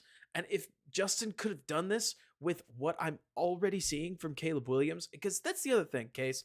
We saw Justin do a lot of this individually, but also I think Justin takes a sack here.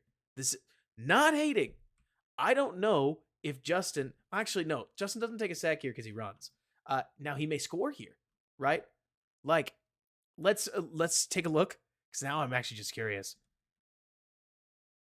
If Justin gets this lane right here, I think he scores. Like, knowing Justin, I think Justin runs right here, and this defender comes at him, and Justin wiggles, beats him, walks in the end zone. Jay Grizz, thank you, and scores. Like, no question, right? But it is different, but but I think he scores because he gets that window, he sees nobody's there, he just holds right trigger. Yeah, seriously, Alex. Like, Justin's an amazing athlete. It is so funny, I think, that we're watching this and we're saying, what's the difference? Well, for me, it's the fact that Caleb gets this opportunity and works himself back into the pocket. Like, he wheels back around and he wants to throw the ball, which I think is really fun, and even gets set for it. Like, that is loaded. Does that mean it's going to work forever? We'll see. Like, it's possible. But it is funny, I think, like you're talking about, to, man, Case. Rookie Justin, I don't want to be this guy, right? So for me, Hobo, when I look at this play and when we're talking about it being impressive, it's just the fact that I look at something like this and it makes Caleb being 1 for 23, that is sacks per dropbacks, feel like it's working for a reason, right? How you doing, MT?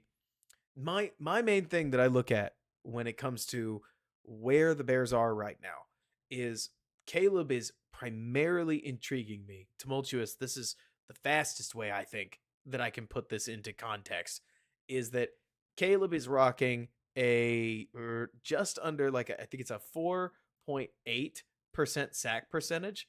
And I want to remind everybody that Tyson Bagent's 3.8% sack percentage was league leading. Now, Caleb has done this against preseason defenses. I understand. But when we take a look at, let's go Pro Football Reference, QB sack percentage. Donald, Justin was closer to 12.8 percentage, or 12.8%, 2023. So if we look at the guys that threw a decent amount of balls, let's see, one of the highest sack percentages in the league, Justin clocked in at like 10.63. Okay, so there you go. But at times I know he was in the 12s. And then Josh Allen's 3.98 leads the league, and Jared Goff's 4.72 is third in the league. And I say this because Caleb's 1 for 23 is the tiniest sample size. But that's a low sack rate. And let me see, who, Quentin? Bagent? Because, yeah, he might be up there. It's more, to me, when I'm looking at Caleb, like, for instance, Tumultuous, you talked about how all the excitement. I agree with you. The excitement is fun. I am surprised, Hobo, when we're watching this, that it feels as if Caleb's ability to avoid sacks is a repeatable skill. That's the core that I'm looking at, right? Caleb has this agility in him and a sense for pressure that keeps getting him, plus a balance to keep getting him out of jams. And it goes all the way back to USC, right? But it makes me want to rewind the drive. You know this. Like, I just think that there are not that many quarterbacks. Let me see. Is it this one? Yes. I think there are a lot of quarterbacks that just don't get a throw off. And if they do get a throw off, they're throwing over the checkdown's head for maybe not everybody, right? The more that I look about this, I don't know. Like, because this right here is a dead to rightser. You want to talk about this still frame? Most people would look at this play and Jake, been here. I've been here. I've seen it. I've seen YouTubers do it. I've seen some of my favorite film analysts do this right here. They stop right here and they say, what do you want him to do? Right? They say, where do you want him to throw the ball? What do you want him to do? What do you want him to do? Caleb takes a what do you want him to do situation and turns it into an opportunity. They got the defenders staring at him. Like, I think you're right, Alex, that others try to do a bevy of different things. Because if you spin right here and this guy hits you, that could be a strip sack. Like, that's where the ball could pop out because you just got slugged in the back. Especially if you get your face pressed into the turf. It just sucks, right? Now, I think you're right that Justin would have set him and tried to forget him. Like, especially some of the athletic quarterbacks, they may have gotten out of it. But the ability to manipulate that, or to manipulate this space, really hops me up. I'm going to be honest. Like, Caleb is doing a surprising job so far of limiting negative plays while doing ridico stuff. And it's not gonna like it. I don't know if it'll work forever. If I had to guess, realistically, I think that Caleb's sack rate for this season is probably going to be much nearer this 7.5 to 9 region. Like, Russell Wilson was the guy I was immediately going to look for, with Lamar Jackson being under there. But I will point out that whenever you look at the top of sack rate, here he is. I'm not telling you that I know anything. I don't. But it has been shocking when you look deeper into who Patrick Mahomes is. The dude doesn't get sacked. The dude takes 12 step drops from gun. Like, from gun. And he gives up a 4.3% sack percentage on 600 attempts. What? That's a difference. And it's so funny too, because you start to pay attention to sack rate a little, and it is stunning how hard it is to be good with a high sack rate. Like, Jay Grizz, you gotta do it. You gotta do it. Like, it doesn't mean that a low sack rate makes you good. Or does it? Look at this. Look at this. Josh Allen, Patrick Mahomes, Jared Goff, Tua Tagovailoa, Jordan Love, Kirk Cousins, Derek Carr, Matthew Stafford, Trevor Lawrence, Geno Smith, Brock Purdy, Justin Herbert. I feel like I just read a list, disorganized, but a list of the top 12 quarterbacks in football, right? Like, I guess, and Derek Carr, because you're probably going to go down. I think if we're talking guys that aren't top 12 quarterbacks, but they have higher sack rates, it's probably Burrow, Hurts, Murray. Let's see, Stroud's going to be in there. And then Lamar's going to be in there. But it's harder to find the Derek Carrs, weirdly enough, with a lower sack rate. This is weird. I actually don't think I'd put this together, right? Just how difficult it is to have a high sack rate and be good. Or, yeah, that's simple. How wild it is to consistently see Bailey Zappi, who, I don't know about you guys, when I think about Bailey Zappi, I think about a guy who throws the ball away. Like, I'm not thinking about a guy who's taking a bunch of sacks. 10.55 sack rate. Like, let's see, go back to 2011. Do you really want me to go back to 2011, Case? But I can. Let's see. How you doing, Prabhat? I gotta give it to you. Let's see. 2011. Okay, this is a little more wow. Okay, so first of all, look at how sack rates have changed. Hang on. Hang on. Do we see this? Look at the number. Duplicate. Let's go back to 23.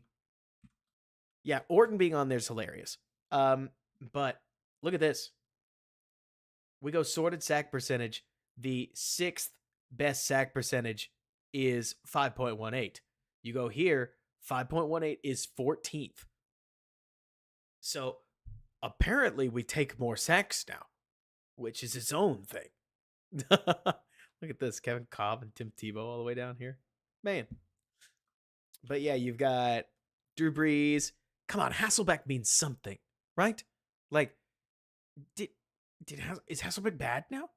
Am I forgetting who Hasselbeck is? Because, man, I remember Hasselbeck being considered fun. I'll always love Ryan Fitzpatrick, but I can't give him a dot. Andy Dalton earns a dot. Phillip Rivers, Carson Palmer earned dots. Obviously, Brady, Matt Stafford, and let's see here. Honestly, it gets kind of tough after that. It is interesting that, hey, Aaron Rodgers, 6.69 sack percentage. That's totally what I'm thinking about Caleb Williams. I mean that. Let's see. Cam Newton is kind of a weird one. Man, I remember Josh Freeman back in the day. But so I think it's funny, though, because you look at this and you go, oh, okay, so it was a little easier back then to take sacks and be successful. But again, Matt Stafford there, number 16, 5.15, is he's the sixth best quarterback on this list at that point. Like if we went all the way down to Justin Herbert, 5.98, and we took the number to be literal, it cuts us off hard right there at 16, which is wild. But yeah, exactly, Quentin. True pocket quarterbacks that knew they simply couldn't afford to get sacked. But I think I never thought about it this hard. I can't believe we did all of this sack talk for so long and we never put it like this, right? This feels, I don't know if you guys are feeling this way, very tactile. Like I can point to this. I can send somebody a link and be like, find me the guys that are winning with a plus 8% sack percentage, like that kind of thing, right? And so, I go back to the fact that Caleb Williams is so far closer to this than he is to this. We're not sitting here saying, yeah, he's got a 15% sack rate, but that should calm down over time, right? And I like that. That feels different to me. That you can run more passing plays without the fear that they're going to be ultra mega dangerous or something like that. But we'll see. Like, what would you, Donald, explain face validity to me? Because I want to know if you're telling me that this is bad practice.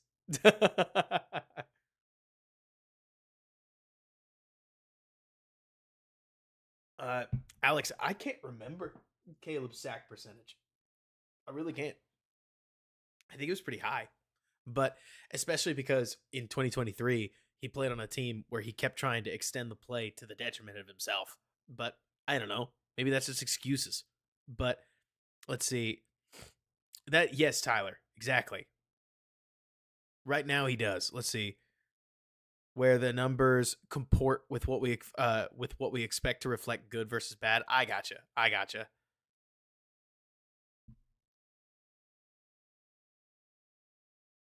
And case. So it's funny, you talk about we get sacked more, but we run more passing concepts, meaning specialized pass rushers, meaning specialized pass defenses. And I also think, Case, quarterbacks nowadays are a lot more willing. Remember, this is the age of Kyle Orton. Now, Kyle Orton doesn't play. Why does Kyle Orton not play? Because we teach people to push the ball down the field. So now you hang in the pocket and you try to stretch open that seam if you have to. Let's see. It was Fake Wonder, where Caleb's pressure to sack rate was quite a bit higher in 23, with the question generally being, hey, generally, did the team's lack of production harm Caleb's statistical ability to get away from pressure? Was Caleb putting himself under too much pressure, et cetera, that maybe he wouldn't have otherwise? And that's still the question we don't have an answer to. I mean, I would tell you, sure, yes, because I'm bullish on the guy, but that doesn't mean it's true.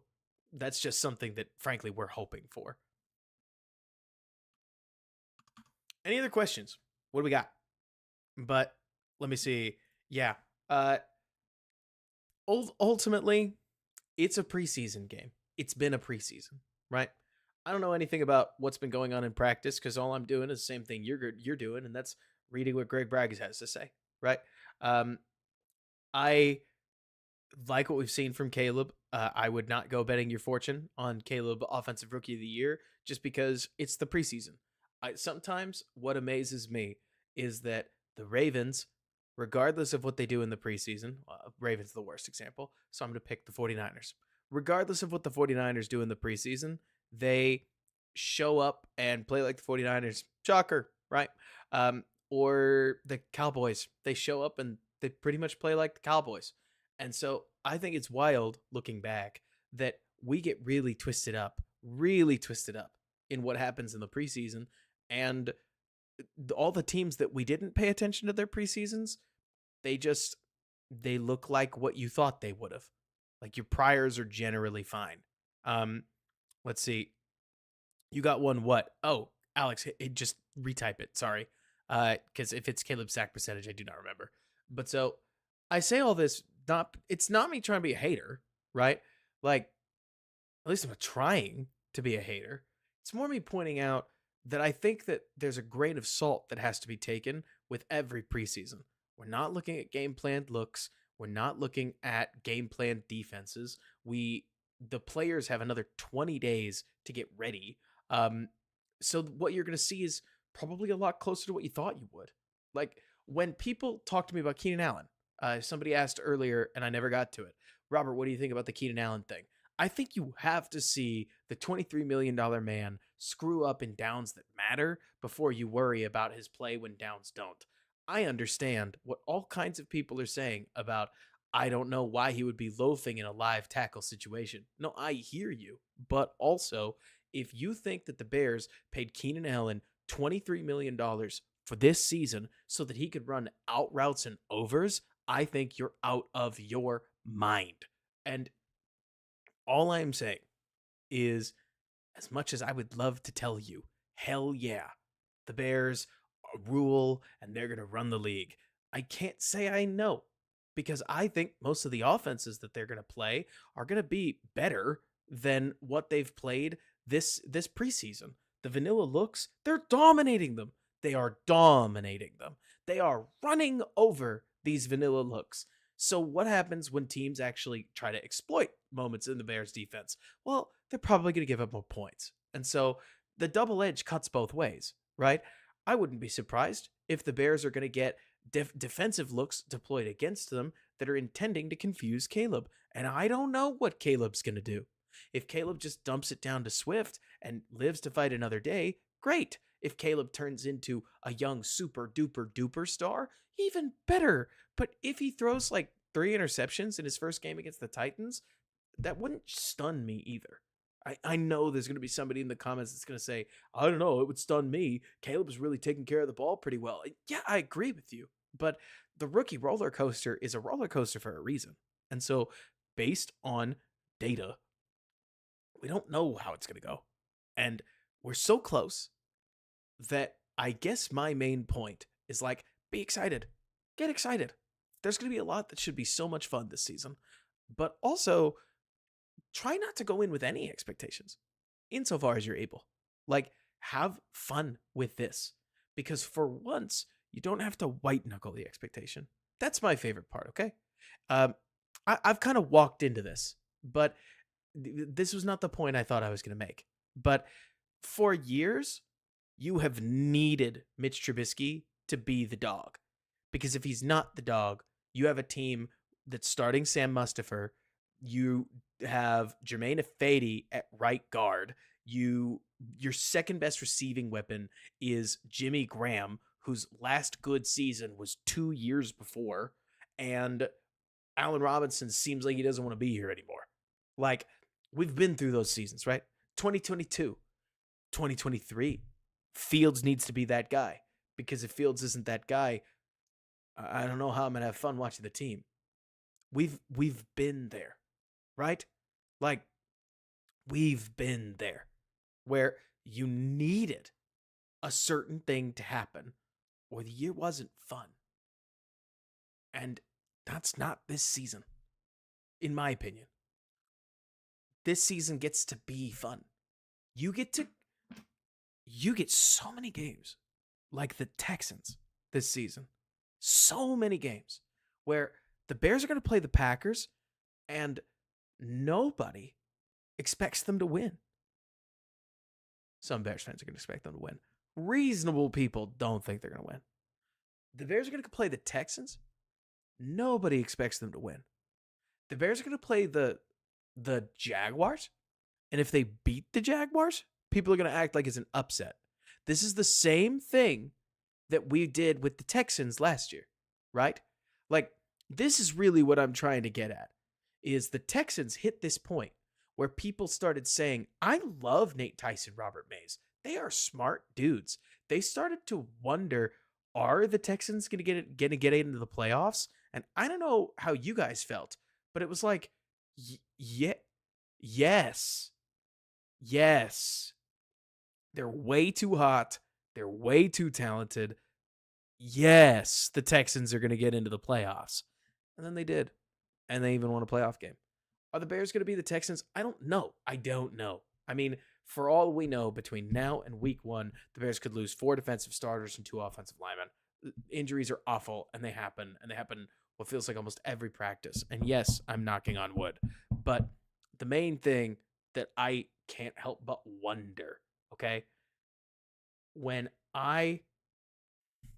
This is my way that I'll leave you, and I'm going to warn you, if I do this right, I will probably charge you up an unnecessary amount, right?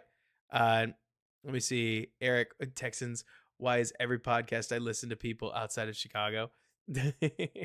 But so, anyways, let me just say this.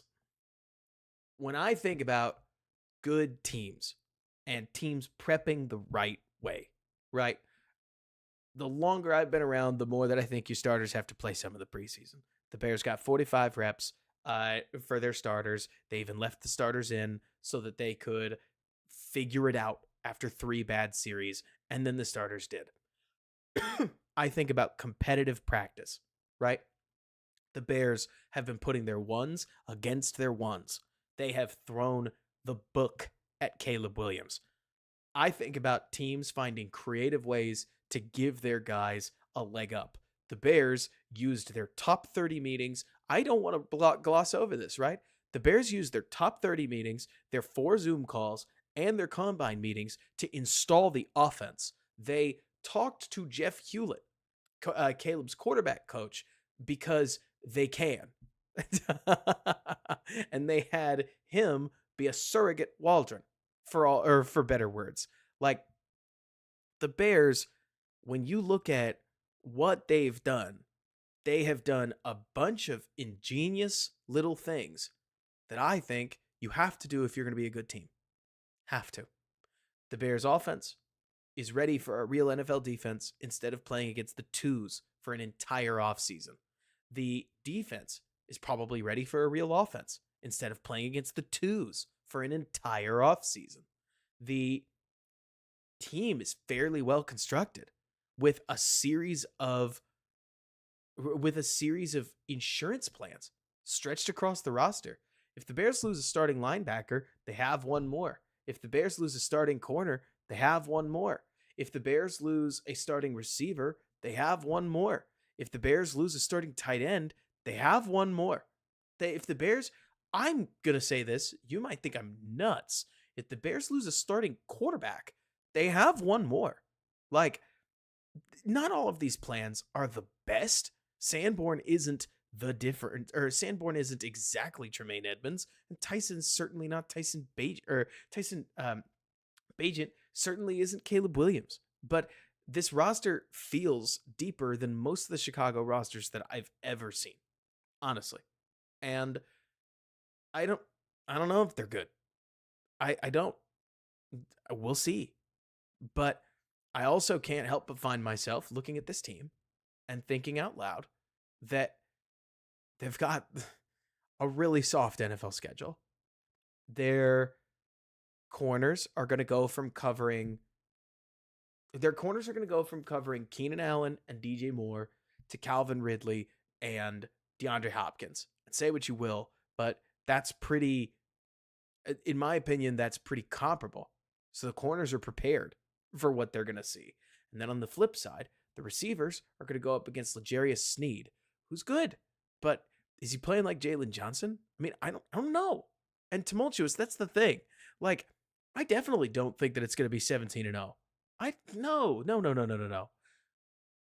But there are so many favorable things that I feel like are stacked in the Bears' favor right now that I think tumultuous. Here's the best way I can put this, man, because I think you and I are on the same page. I hope.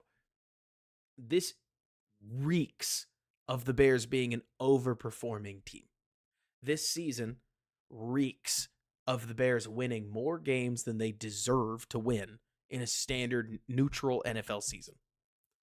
So then where is normal? Well, if normal is 8.5 wins, this could be the season that they overperform into 10. And maybe they're not a 10-win team, but they do it anyways. And what I can't help but look at, let me see, when they started, like, yeah, exactly. And the funny part is, tumultuous, if the Bears started, let's say they did, right? If the Bears started 8-1, then all they have to do is beat the Vikings once and then beat anybody else on the rest of the schedule, which I would argue is probably pretty reasonable.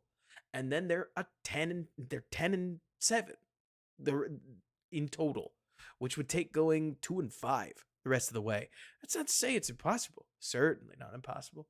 No, it'd take going 2-6, wouldn't it? Wow. Anyways, an 8-1 start would be awfully difficult. That's a lot of games to win. But it's more like I can't help but look at this Bears schedule and look at the Bears team that they're assembling. And is the team good enough to beat the 49ers clean? For once, it's not a given. I don't think they'd beat the Chiefs, but I guess I don't know. I mean, you got to remember, you're talking to the guy who looked at everybody at the... So Nick and I did playoff predictions because that's just what you do when your team is out and the playoffs are on. And for two reasons, I was on the Chiefs from the moment that they started, right? This is barely a brag, in my opinion. I think if you didn't pick the Chiefs, then I don't want to say you weren't paying attention, but you just didn't want the Chiefs to win again, right? And that's fine. Patrick Mahomes is the first obvious reason. The second one was that the Chiefs DBs were going to strap everybody, which both of these happened. Jalen Johnson is not the healthiest man in the world, and frankly, sometimes neither is Tyreek Stevenson. But if the Bears DBs roll out and strap everybody, what does Caleb Ridley have to do? That's kind of my question, right? Is the focus is always going to be on Caleb. Always. But what does Caleb have to do against Indianapolis? How much does Caleb really have to do against the Commanders? What does Caleb have to do against the Cardinals? Or not the Cardinals, the Panthers were the ones that I had in mind. Like, that's Alex, what are you thinking? Like, oh yeah, exactly. It's less about is Caleb Mahomes. And honestly, to me, it's more about is the defense that's modeled after the Chiefs going to play like a defense that's modeled after the Chiefs. And so, I don't know. I mean, as silly as it is, somebody said it earlier, I thought it was funny as heck. Yeah, I think the Bears have their two generational dogs, Torrey Taylor and Caleb Williams. And if Torrey Taylor can pick Caleb up every time Caleb doesn't, make a play that he wants to, then what do you got to do? We'll see. We really were Alex. I mean, Justin could run for 100, and Justin could run for 100. Still needed to throw for 250, or we lost. But let's see, Alex. I think you asked a question, and I think I might have missed it again. Let me see.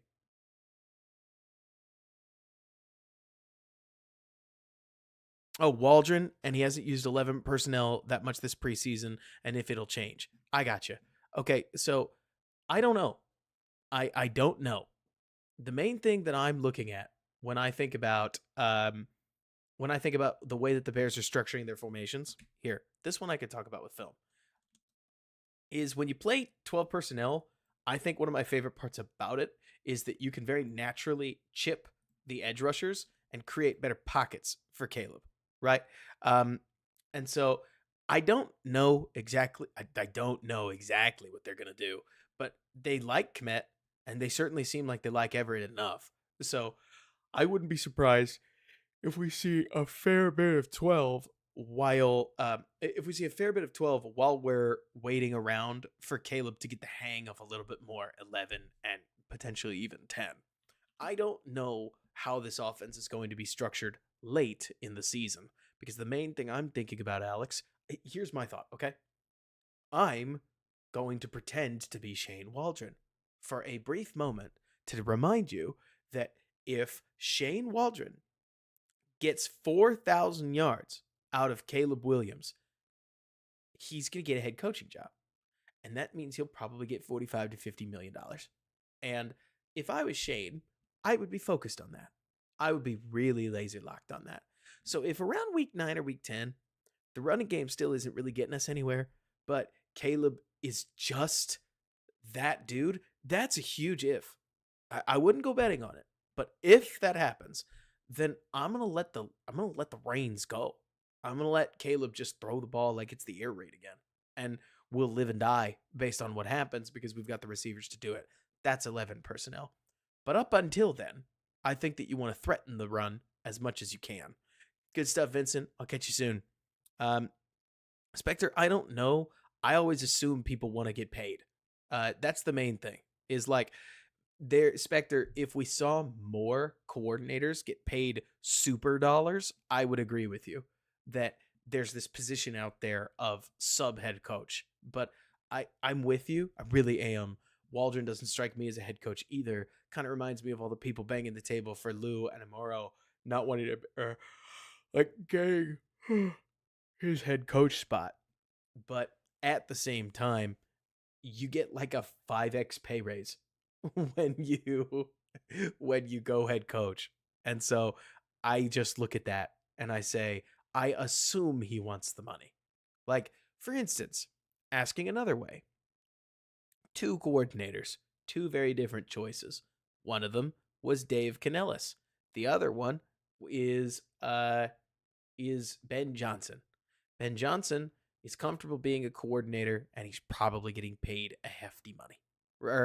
He's probably getting paid quite a bit to stay in Detroit. Dave Canellis, I think he wants to be a head coach, don't get me wrong. The Panthers still seem like a total mess. And I would be blown away if Dave didn't think that that was likely.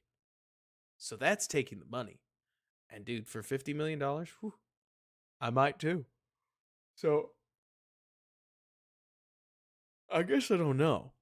Like, maybe if nothing else, if Caleb throws for 4,000 yards, then Shane's going to get a fat pay raise from George McCaskey. But we'll see. Like, that's exactly what I was about to say, Donald, is I think, if nothing else, a 4,000 yard season gets you the money that you want so that you can try to coach for a Super Bowl. But I mean, that's all dreams and stuff. So we'll get there later. For now, I'm exhausted and I do want to watch Hard Knocks. And that's probably really stupid. I'm going to have to watch Hard Knocks later. I just have to. But anyways, guys, we'll watch Booker more later. Because here's my thought, okay? Being real with you guys. Everyone wants to talk about Caleb. I want to pay that lip service. Then I want to talk more about Booker, etc. like next week, because we need something to talk about. And we will find something to talk about because Booker is probably going to be the talk. So Okay, sir. Enjoy your evening. Thank you guys so much. I appreciate you. If you liked the stream, do be free or do like it. If you got anybody that you think would enjoy these streams, send it to them in the future. I really love you guys, and the only what is this? Yeah, right, exactly, Alex. The This thing is going to advertise itself because you guys appreciate it, nothing else. You guys have an awesome rest of your evening. Get some sleep. Bear down. Thanks so much for bearing with me. Hey, Glitch, I didn't see you the whole time.